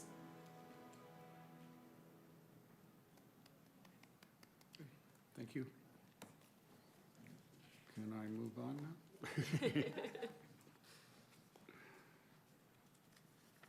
City Manager. Thank you, Mayor. A couple updates. First, out of the city manager's office, I did want to thank the community for coming out and supporting the Lancaster Ambassador Academy. That application for that academy had been open about the last 4 or 5 weeks. We have received 95 applications for that. We're reviewing those now, and we'll decide who the final 15 or so people that get to or participate in that program will be. Economic development, they are doing a community visioning workshop actually tonight at the Lancaster Community Center, 5:30 to 6:30. So if you want to be able to give us feedback on what you want to see in the community as it relates to economic development, please come on out. We want to hear from you. LPD, doing a really big push, and thank you, Rod and team, for taking illegal fireworks serious this year. If you see something, there's a phone number here. I'll read it, 661-723-6132. Please report it to us. We know fireworks are legal in Lancaster, so not even the safe and sane ones, so please report those to us. And then, this is way out there, but August 6th will be National Night Out, so mark your calendars now. That's always a great event. And then last, Parks team, super busy this year. They're putting on and celebrating. So in advance of the 250 years of this great nation, which is next week, I just want to thank Sonia, you and your team, because I know they're going to be busy next week. We have a Monday night event, a Wednesday night event, a Thursday night event, a Saturday night event, and a Sunday night event. So thank you. And community, please come on out to those. They're going to be great. It's going to be a great party for 3 days. Trelise swore to me it's going to be magnificent. It's going to be something we've never seen before. Is that right, Trelise? It is. Every night, starting next Monday. Next Monday. Yeah. Monday Night Bites, we'll have a 250th theme to it, and then Wednesday we have Cool Summer Nights. Thursday, Farmers Market. Saturday is a parade in the morning over in Quartz Hill on 50th Street West that's co-hosted with the Chamber. That night we will have a big country show and a fireworks show at the fairgrounds. And then Sunday we're partnering with the soccer team and doing a huge drone show there after the game. Good. You guys are going to have a great time. We can also have the FIFA watch party on the Monday Night Bites and the summer and the cool summer nights. I missed that. What did she say? FIFA watch party. What's a watch party? It's where you can't afford maybe to go to the actual event, so you get together with a bunch of friends and you watch the game and you have snacks and you cheer for your team. I saw you wearing your jersey, Rocio. After that, I went to a watch party. And what do you watch? The soccer game, the World Cup. World Cup. World Cup. He's joking. He's joking. Really? People do that. Okay, Mayor, I'm going to invite you. Mexico plays tomorrow, Wednesday. Yeah. Okay. So I was asking my friend about the Super Bowl. He's a big football guy, you know. And he looked at me and he goes, "You don't even know who's playing, do you?" I didn't. All right. City Clerk. This is a time to address the City Council Agency Authority on non-agendized matters. Speaker cards can be found on the back table of the council chambers. Individual speakers are limited to 3 minutes each unless a different time limit is announced. Each speaker's time will begin once their name is called. State law prohibits the City Council from taking action on items not on the agenda, and your matter may be referred to the City Manager. Thank you. Thank you.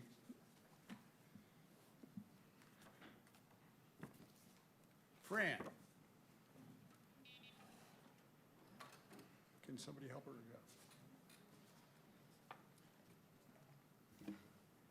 Somebody spelled her name backwards. Right there. Perfect.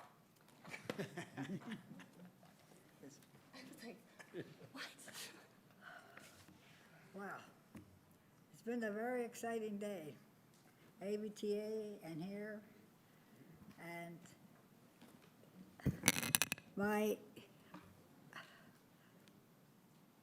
main concern right now is the voting that you send out to us all. And my concern was, as well as the gentleman that spoke prior to me, I didn't get his name. Pardon? I can. Oh, Arthur. Yeah. But my concern is because because you know, not most, a lot of the homeowners here in Lancaster and Palm, but Lancaster are they're seniors, and their incomes are very, very, very low. And I'm in that number. I cannot afford the extra costs that you want to put on us, not even if it's a. Whoa. I'm not putting an extra cost on anybody. No, the ballots. I mean, we're to vote on the ballots, but I'm just saying that I shouldn't put it. I'm sorry. I didn't mean it to be that way. It's just that a lot of people don't understand the ballot. And like myself at first, I can't afford anything more than what I'm already paying. And plus they say, well, we already paid some on our taxes from, past taxes. But your encouragement to me today was, you said, what I heard is you're going to look into it for us and see what you can do, because and I have to speak for myself because I can't afford it. I can't, I have a nice house now because I took care of business before my accident, before I broke my back. But anyway, I'm here for all the other people that can't afford, they barely can afford food in their, for to put food in their mouths and have bread. And so I appreciate what you are hopefully planning to do for us, and God bless you for that. Thank you. Thank you.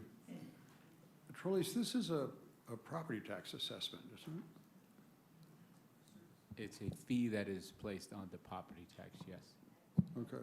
For So- special benefit to the parcels. I'm sorry? For special benefit to the parcels. Yeah. What I'm getting at is if somebody's renting, they No, don't pay it, right? No. Correct. The owner of the property would be the one paying it. Okay. I don't think people really understand that. Yeah, that's, All right, good. thank you. Good. God bless you. Hey, we're going to stick it to your landlord. You don't have to pay it. Don't worry. Did you hear that? Thank you. Gail D. Hemmer?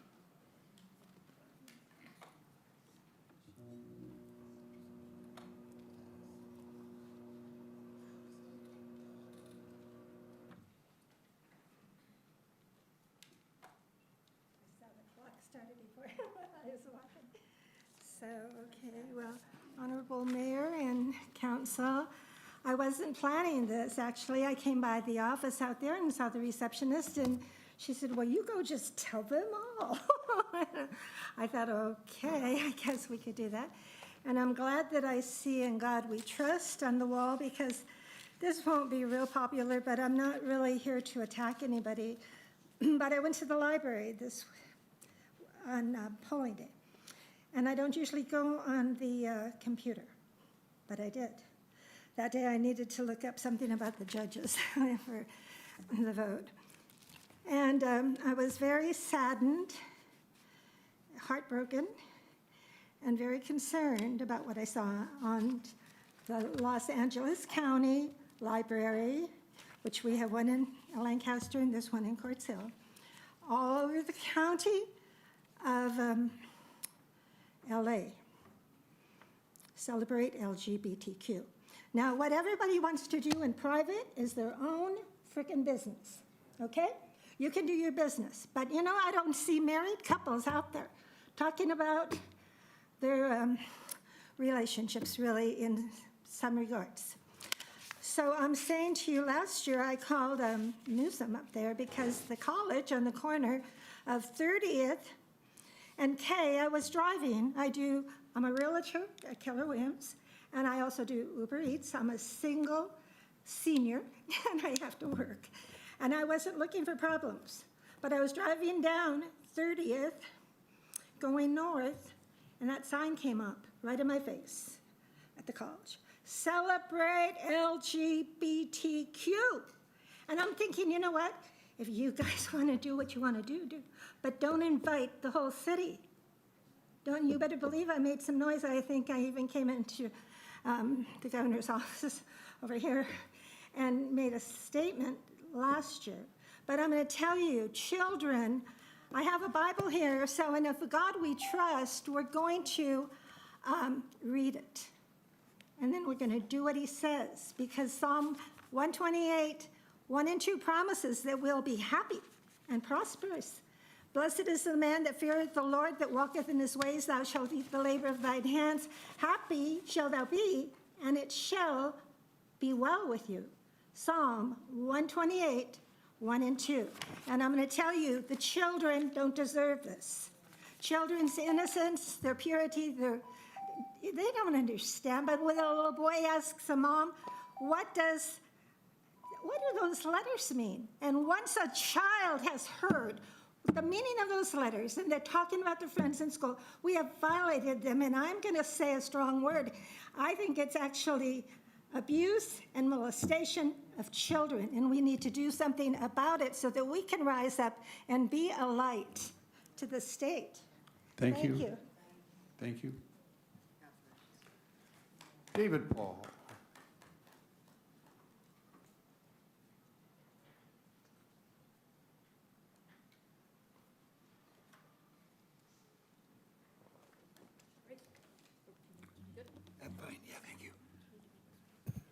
Mr. Mayor, Vice Mayor, and Council, good evening. I want to thank the city. You know, I'm all excited about and I can't say the word, I lived through the bicentennial, Mayor and Ken. We were young men during the bicentennial and in the prime of our lives, and I'd like to celebrate America. So thank you to the city for all the things you do. And Mayor, you spoke about the Lancaster Police Department out there bringing down the traffic collisions and stuff. They're incredible. I go around and I see them everywhere, and I have mixed emotions. I go, that poor guy, but then I go, all right, they're keeping our city safe. So it's a mixed bag. And the other thing was, what an honor tonight to be here to see Jim Vos get the key to the city. And that was an incredible man. And through the years, coming to meetings and him coming and talking in the hallway and about his time in the Army and all these incredible things. I got to know him, and Mayor, it was such an honor at the State of the City a couple of years ago. Jim Vos came up and sat by me when you were talking about what a model of volunteerism he was and what an asset he was to the community. So thank you for saying that about him then and everything he did for him tonight. He certainly deserves it, and it's just an honor to know such a dedicated servant. So thank you. Keep it up, and happy birthday, America. And I'm excited. Thank you.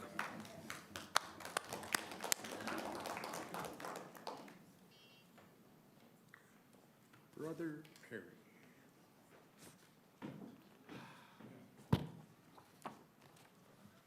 Congratulations on getting that up and running. Thank you, Your Honor. It's taken you a lot of work to do that. Thank you, and I appreciate you. Been coming up here for about as long as you've been mayor. So I just I think. don't think you're thank that you. old, are you? You not that much. I just look good. You're not that much older than me. I remember bicentennial too.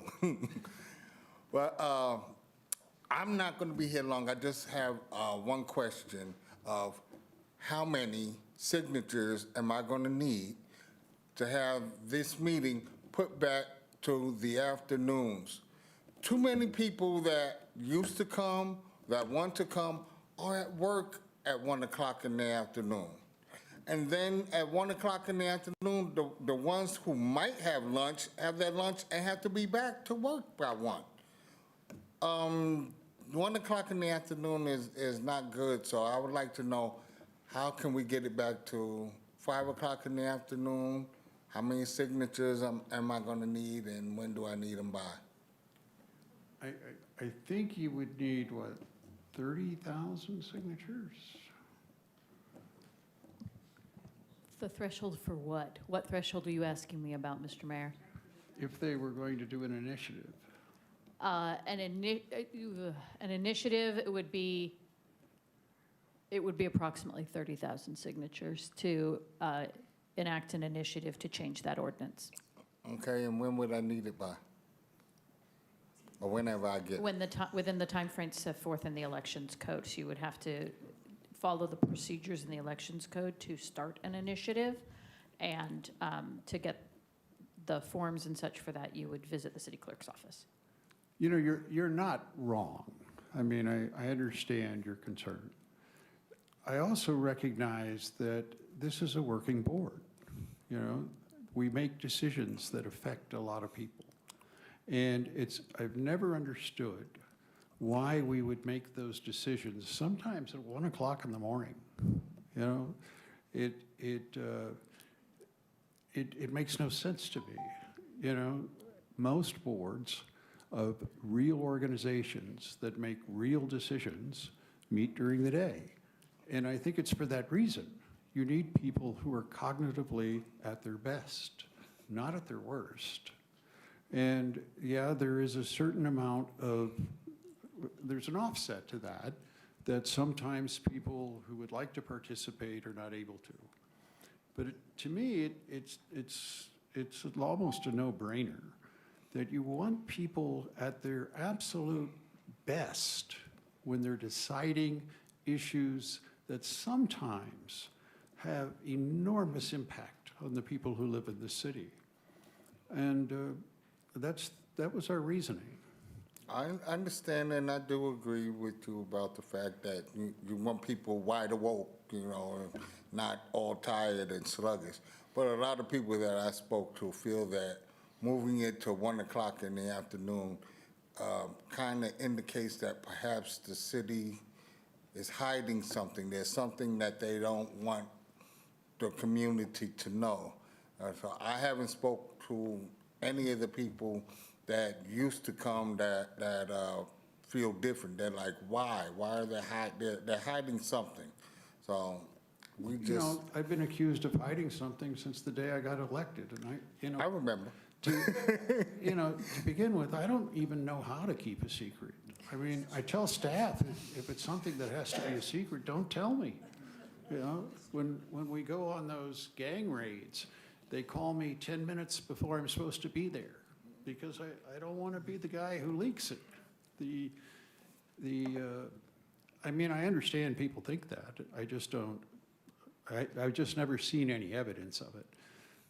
I don't think we could be any more transparent than we are. Well, I just don't hold anything back. And I think people know that. I mean, seriously, have I ever not said what I was thinking? I got you in trouble a couple of times. Few times. Yes. But yeah, I understand what you're saying. Okay. I just disagree. I disagree. And you also have, staff. The staff get here at 8 o'clock in the morning, and we work them till what? Sometimes 1 o'clock in the morning before they're allowed to go home. I just don't see how that's an efficient way of doing business. And, we're not here for entertainment value. We're here to improve the well-being of the hardworking families that live here. And that should require all of our attention, all of our focus, all of our ability. And that is just not the case when we start meetings. We used to start them at 7 o'clock at night. It made no sense to me. Now, the upside is, a couple of years, you have a new mayor, talk to her. Okay, I understand. Only thing I can add to that, and like I said, I do agree. You do want people who are making decisions that's going to affect your life and your community and your children. You do want them to be at their peak, but it had been working fine for many years the way it was, and I know you've heard the expression, if it ain't broke, don't fix it. So. Well, remember when I first got elected, it was the Jerry Springer show. Yeah. You remember? Yeah, I remember. It was crazy. I remember. Thank you. Thank you very much. Mayor, may I say a few words? So every board that I sit on, representing the city of Lancaster, whether it's a county board or a state board, they all meet during the day for the reasons that the mayor spoke. And then I would like to share with you, to the mayor's point, I can remember this is prior to the mayor getting elected, as a planning commissioner, I can remember making decisions here. This is after I worked a 9 or a 10-hour day. I would come in here, and often at times I sit on that commission as a chairman, and we would be here till 1, 2 o'clock in the morning making decisions that would affect the people of the city of Lancaster. And I can reflect back, and if we're being honest about it, I suspect we probably didn't make some of the best decisions. You know, you're stressed, under duration, it's been all day, the staff has worked all day, and I can even remember times where we would even continue the meetings until the next day. And when somebody says, Ken, tell us about some of the things that you're proud about, I can reflect back now on some of the land use decisions. Perhaps I maybe didn't use the best judgment. So to the mayor's point, I just want to share with you that every single board I sit on, which is now about, 8 or 10, they're all met during the day, and I know what the purpose is for. It's so that people can sit there and make the right decisions without already working, 8, 9, 10 hours a day, and then be thrusted with making the best decisions for the people, because ultimately, as the mayor said, that's what we got elected for, is to make the best decisions for the people. And then, one last thing, we do hold meetings for that very reason, and we pick, I know currently we're at least twice a year, where if somebody needs to come and share, or whatever the case may be, at 5 o'clock, we do that. So, anyway, thank you, Mayor. May I add one more thing, Mayor? Yes. Please. See what you started. No, we hear you, Brother Perry. We hear you, and that's why I feel compelled to just share again that coming in person is not the only way to be engaged. I went to law school. I can argue both pros and cons for having a meeting at 1:30 versus 5 p.m., and I could tell you there's cons to both. I agree with what the mayor said and Councilmember Mann said, but again, you can email, you can provide written comment, you can come to our open houses, you can schedule meetings with us. There's so many different ways than having to take your lunch, which is what I do, to attend this meeting. Please look at the calendar. We do set aside so many nights or so many meetings that we do meet at night. So please don't let this be the end-all be-all. If you can't make it, while I would love you to be here and be engaged, there are other ways to do that. May I make a point, Mr. Mayor? I'm sorry, what? May I make a point on that exact topic? Yes. Starting with our next meeting, we will be Zooming live, and you can participate remotely. starting at our next meeting on July 14th. Good, thank you. Got another?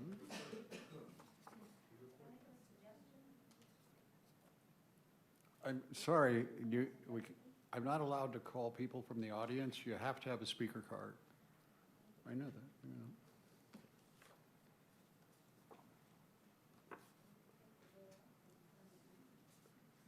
Greg Bashir?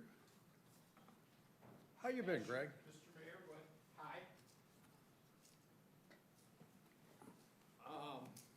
I got just a couple of quick things.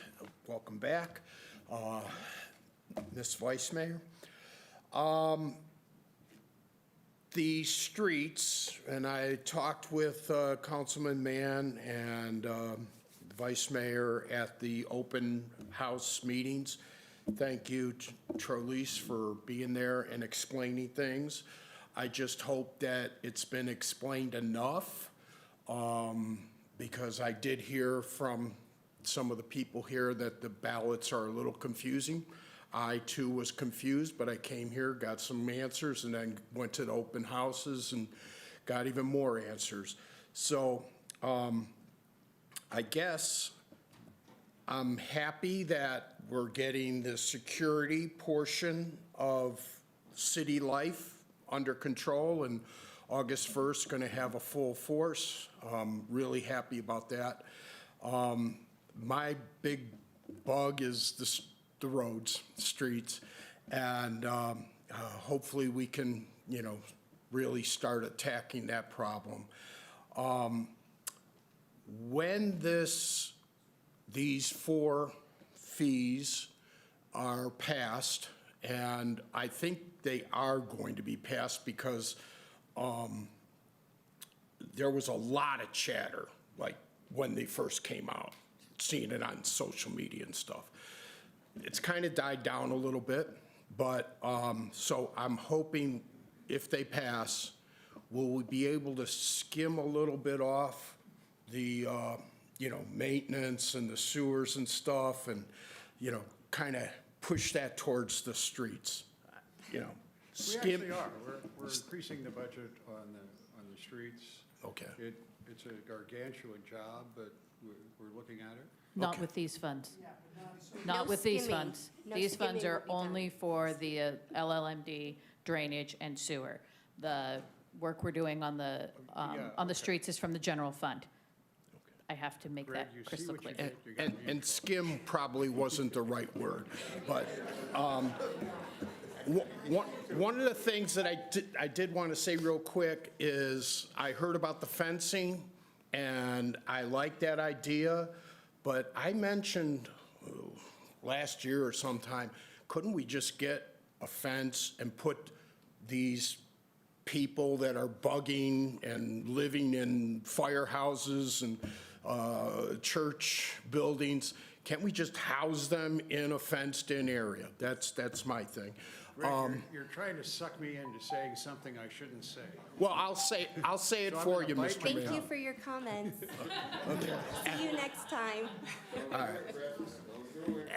And then the last thing, real quick, is I just wanted to say, if we're going to do, you know, people that have 14 people living in a house, 6 people living in a house, I just got one person living in a house, 3 bathrooms. I have to alternate just to keep the gaskets wet. So, Thanks. per capita, I'm okay. Can I say a word or two? Of course. Our citizens are not these people. They're citizens of Lancaster, and we need to respect our citizens of Lancaster.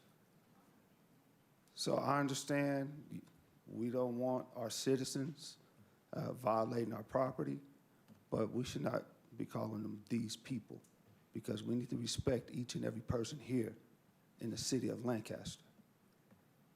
But we do thank you for your comments. You know, I understand what you're saying, but I'm also aware of the fact that a lot of the burden from the unhoused are not Lancaster citizens. You know, they're transients from LA that are encouraged to come up here on the free train service. And the burden that they're placing on this community, I mean, I was the guy who would never say no when somebody asked me for money. And I have changed completely because of because I see the burden. I mean, millions and millions of dollars to just pick up their trash. You know, and we're talking about trying to find the money to subsidize the district tax on people with fixed incomes. You know, if we did not have transients from LA coming up here and then expecting us to take care of them, this would be a much better community. And the people living that are real citizens would be able to thrive. I have there's no question we should help our own people when they need help. But I simply disagree that we should be helping people from other cities because we do not have the resources to do it. I mean, that's how I see it. But I take your point. It is demeaning to say we should change our vernacular a little bit. But I want to be very clear that you and I may disagree on this.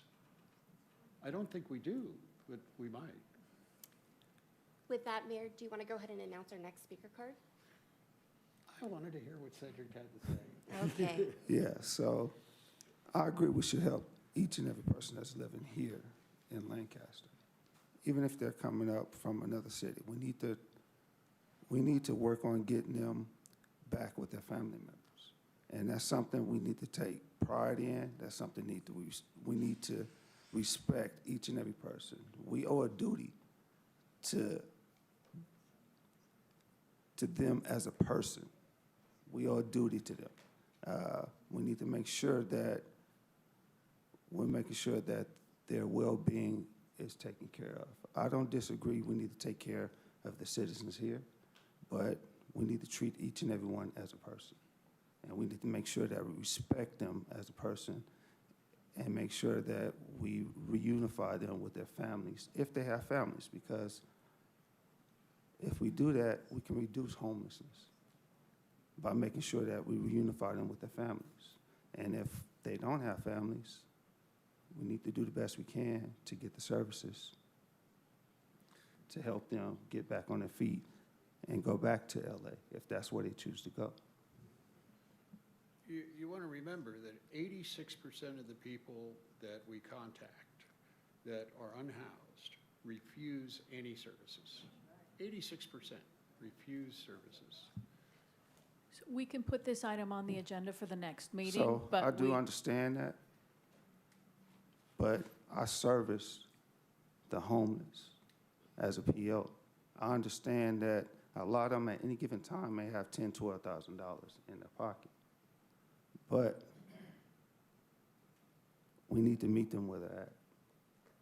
And a lot of times, they're not where they want to be. So, I don't disagree with you. but I'll let you have the last word on that. I won't keep debating with you. I don't think we're debating. I think it's a discussion we should have. I mean, I will have it. I certainly make room for the possibility I could be totally wrong on this. I don't think I am, but I could be. We all have a lot to learn, and we're going to learn together, all right? Fair enough. John Barrett. I try to speed him up. I'm sorry, sir. I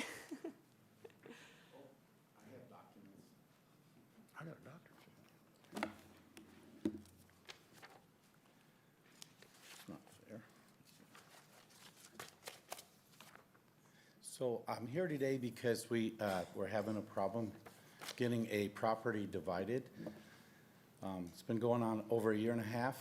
There's been a lot of confusion about what they're going to use to divide the property. There's already 2 houses there, all utilities. One faces 6th Street East, one faces Fairglen Road. Going into this, they said that that the It was going to be a simple no-brainer, 3 to 6 weeks, SB 90. The city was very easy about how they did this, and once it got approved, I had 3 meetings before I got involved in this property, did my due diligence, also spoke to engineering. They stated clearly that the property doesn't need any engineering, that we're good to go. Once it was approved, I expected to go to assessment for taxes, because now I'd have 2 APN numbers. And there was a lag time. Found out that they indeed were going to throw me into engineering, and there was a bill that they couldn't explain. So that's where the debate started. I've wrote some stuff out, so I guess I'll read it. After having over 3 over-the-counter meetings with, I'll try to leave names out, the city planner and with an engineer, I was told the lot is completely developed. No engineering is required. It's a simple process, and it will take 3 to 6 weeks to complete. From there, it will go to the county for separate tax assessment to conclude. On December 23rd, 2024, I paid the required fee 547 days ago. Does somebody familiar with this from staff? On June 10th. We have a little bit of background, yes, Mayor. On June 10th. I think I can help you here, okay? Give me a, Yeah. Talk to me. My understanding is the project came through, it went through our planning department. The tentative tract map was approved there. Now the project is in with our engineering team to review the tract map and the legal descriptions that all have to go to the recorder's office once approved and get reviewed and approved. I think we're at second plan check right now, so we're currently waiting on their engineer to resubmit to us so that we can final approve it and get everything down to the assessors and recorded and subdivided. Well, let me ask a question. When they come in and make the application, do we give them a deadline as to when we're going to give them an answer? We give him, like it looked like he was reading something there where it says 6 weeks. That's the approximate time, assuming that their professional team, their consultants that are working on their end respond quickly to our comments as well.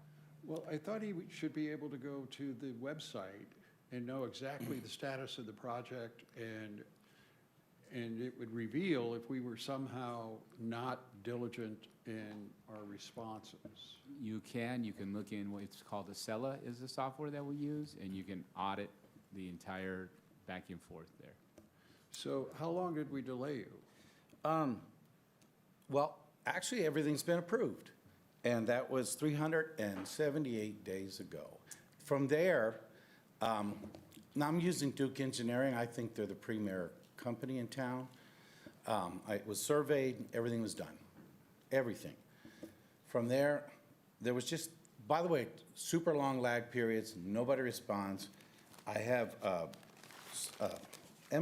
more, but this is the stack of my emails, sorry, didn't get to you, sorry, not good,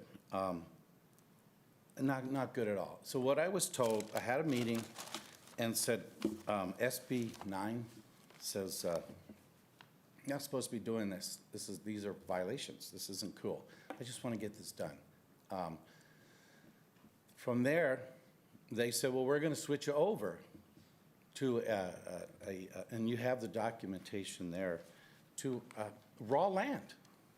Now, I had this conversation with Shauna at Duke Engineering and with the city, and Shauna was in shock. She says, you're not really saying that, are you? She said, yep, we're going to move them over to raw land.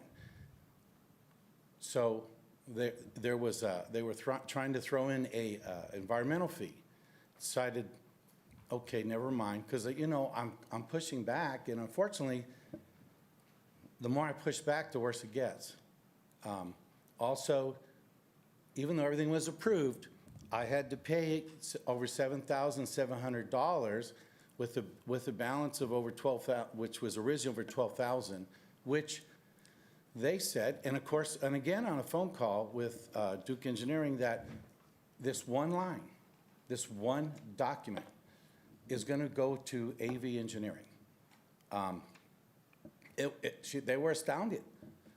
Now, after that point, months went by, and I'm like, I don't know how long this takes. This is crazy. I'm a general contractor, and I've built.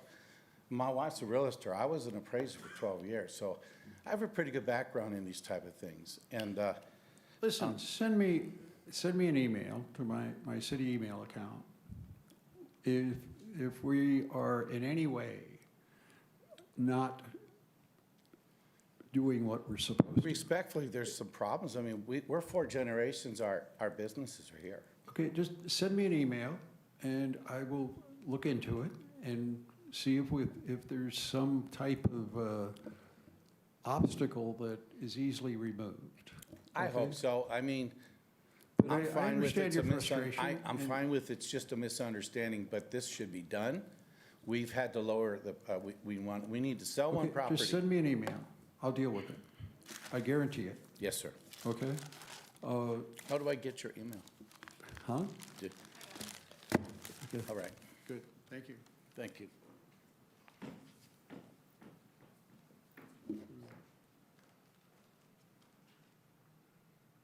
Miguel?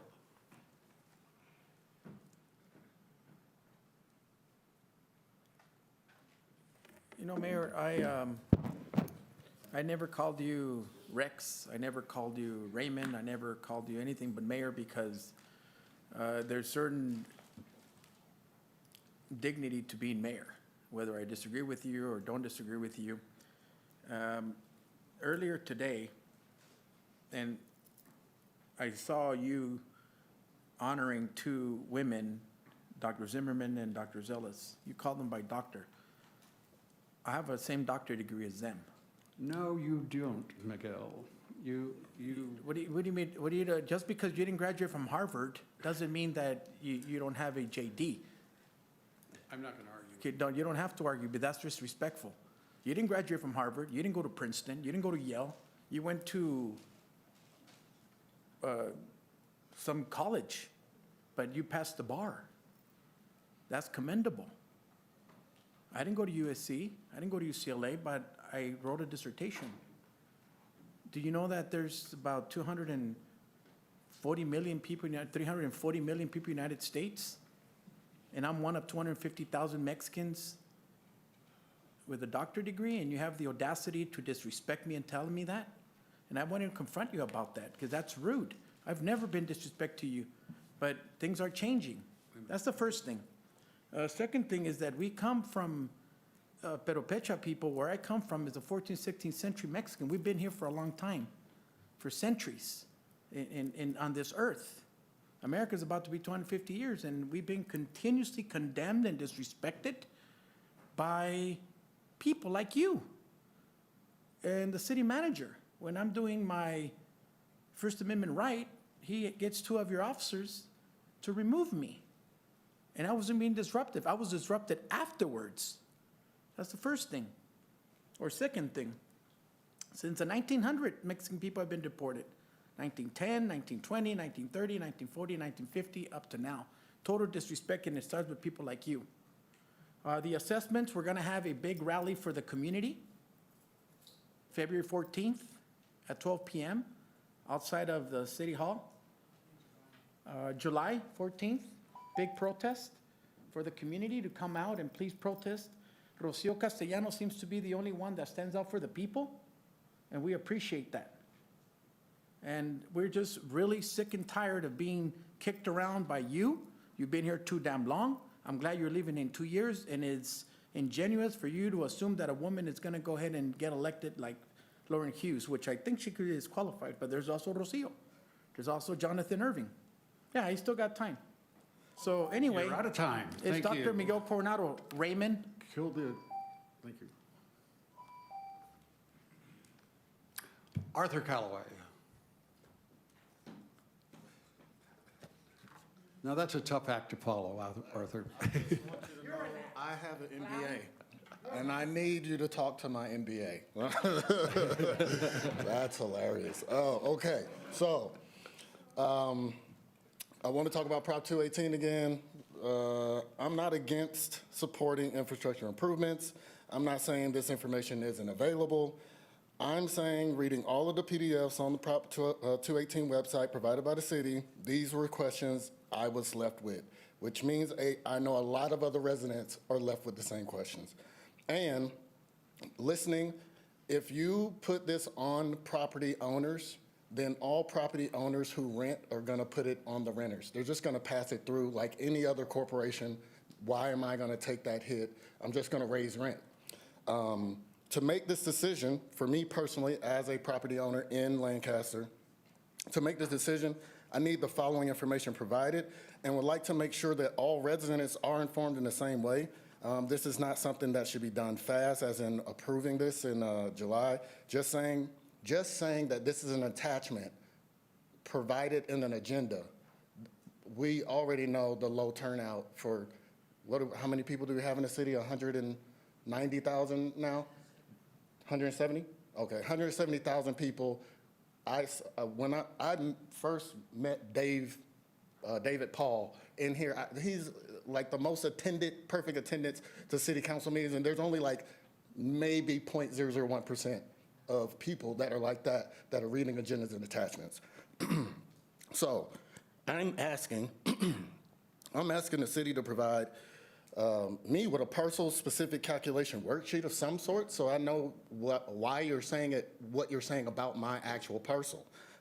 Also, general benefit funding details that would happen, such as when reserve balances happen. So if I overpay, then why am I going to get a refund like I do when I overpay in Insurance USAA I have, and they'll pay you back something if they say that you overpaid. How the city property affects the vote, to include why shouldn't the city property be funded with the general fund, and annual reporting. Is there going to be annual reporting and oversight protocols provided for citizens so that we can be educated? And we've been paying it from the general fund for 15 years. Why speed through it? Like, if right now I am literally saying I'm neutral and I just want to have the information to understand how it's going to affect everyone.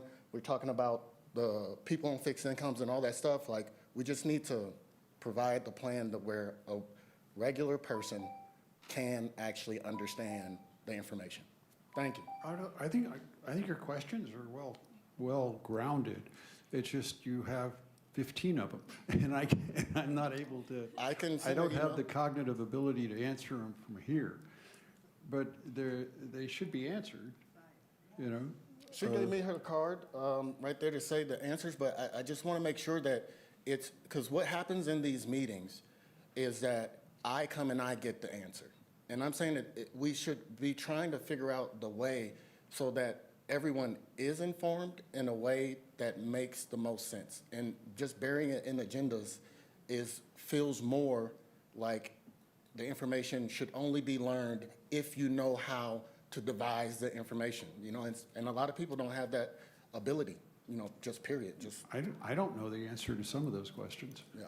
Mayor, would you be open to directing the staff, if it's not done already, putting the link to all the Prop 218 material on our homepage? That's already there. It's already there. That's fine. Yeah, I'm not saying that the PDFs to each one of those things, the sewage, the drainage, the lighting, the landscaping, all the PDFs are there. What I'm saying is I read all those PDFs and I was left with all of those questions. I'm not saying that the answers aren't in those PDFs. They may be, or they may be, like was previously said by somebody, that they're inside of the engineering report. But how am I, like, why would I have to dig inside an engineering report to understand why you're going to charge? My sewage is going to go from 70 to 170. And I'm not saying I don't have the money to pay it. I'm saying I don't understand how that's one person in their house. Say that again. $70 to $170 or $160. That's how much the sewage is going to jump. It's going to double. So Is that accurate? yeah. Sewer goes from $70 per year to $150 per year. So it's an doesn't annual matter. fee. So it's I mean, it's still doubling, Yeah, right? Almost $70 doubling. a year. Yeah. So what I'm saying, all I'm saying is that if you're one person in a house, then it doesn't make sense for everyone's household to double. Like, Well, it seems except- like, Come on, how do you administer a program that is that granular. I don't know that it's Well, possible. what I'm not saying is that you have to do it that granular. What I'm saying is I would like to hear the research to show me as to what granular. I would love to be in the highest tier. I would love to be in the highest tier. And then we tier 1, tier 2, tier 3. We have, this process has been done with electricity for literally decades, where they tier it out, they understand like why the infrastructure, we need more light pole or power lines. That's gonna happen over time. This is how we're gonna tier it out. If you use this, whatever, whatever. All I'm saying is I would like to hear the educated, well thought out plan instead of saying it's a blanket that we tier it. Low income people don't get hit, then there's a next tier and there's a next tier. Then instead of you saying double or a little less than double, that we are saying we're phasing it in over the years due to a mistake, a slip up, whatever happened, to then now it's not a super shock for the community. You just tier it. I don't disagree. You know what, I think I'd like to chime in a little bit, and the purpose of the public outreach meetings that we did a week ago was exactly this, so that we could talk one-on-one and get very granular with each individual and talk through their specific situation. Because if I knew your parcel and where you lived, we could talk through your unique situation, but really because of these engineers report, many parcels are unique and they're different. Some parcels are in 2 districts, some parcels are in 4 districts. There's a lot of nuances there. So what I think I'm hearing is we need to do more of these community outreach meetings, and maybe another one next week, and hopefully we can get more residents to show up to those. And then, The thought Mayor, that's, go ahead. I was going to ask Mayor, maybe you could direct the staff, in addition to those 15 questions he asked, putting together an FAQ. Like, I get it, it's already on the website. Okay.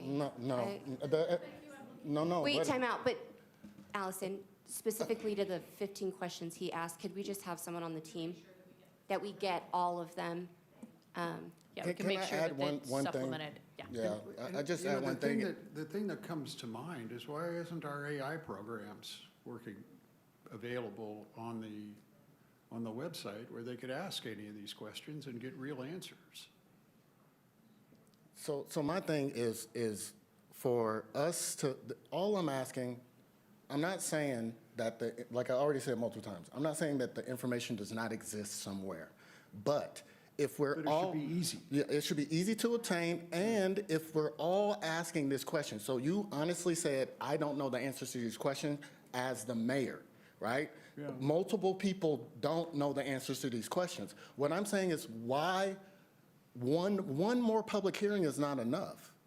If these questions, we're so close to that deadline to where I can't make an educated decision, which would make me then just go out and tell everybody to say no and continue on the general fund completely. Or me being reasonable, getting the information, maybe pushing out the vote for a couple months to say, hey, we really want you to understand, do another push. We got all these questions. Somebody comes up here in public comment in 3 months, and then everybody's like, nope. Exactly, we're going to tear it in. We're going to give you this, that, and the other. Now, we vote yes. You know, the assumption that I have a dog in this hunt is unfounded. No. I think you misunderstood what I'm saying. What I mean by that is if they don't vote for it, if they vote it down, I just roll with it. Well, I want my sewer pipes to work. We'll figure out what we got to do. That's what I'm saying. I do have a dog in the fight. I want my sewer pipes to work. I just want everybody to be informed so that they can make the best decision. I agree. And that we can have it as soon as possible so that we can use the general funding for better options than me and my own personal parcel using the bathroom. I think you're right. I don't know what the obstacles are at this point, but I'll find out at the end of the meeting. Fair enough? Thank you. Thank you. What do we got? That's it. That's it? See, wasn't it better to end with Arthur than it was Yeah. the other guy? Thank you, Arthur. Okay, what do we got? Executive session? Comments from City Council? Any comments from the council? Okay, good. Well, not good, I mean. We're now going to move to closed session to discuss closed session items 1 through 16.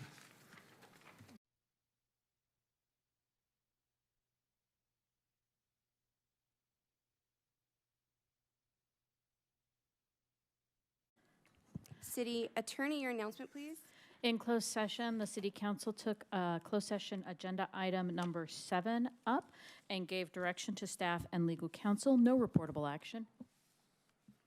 Thank you. The next meeting is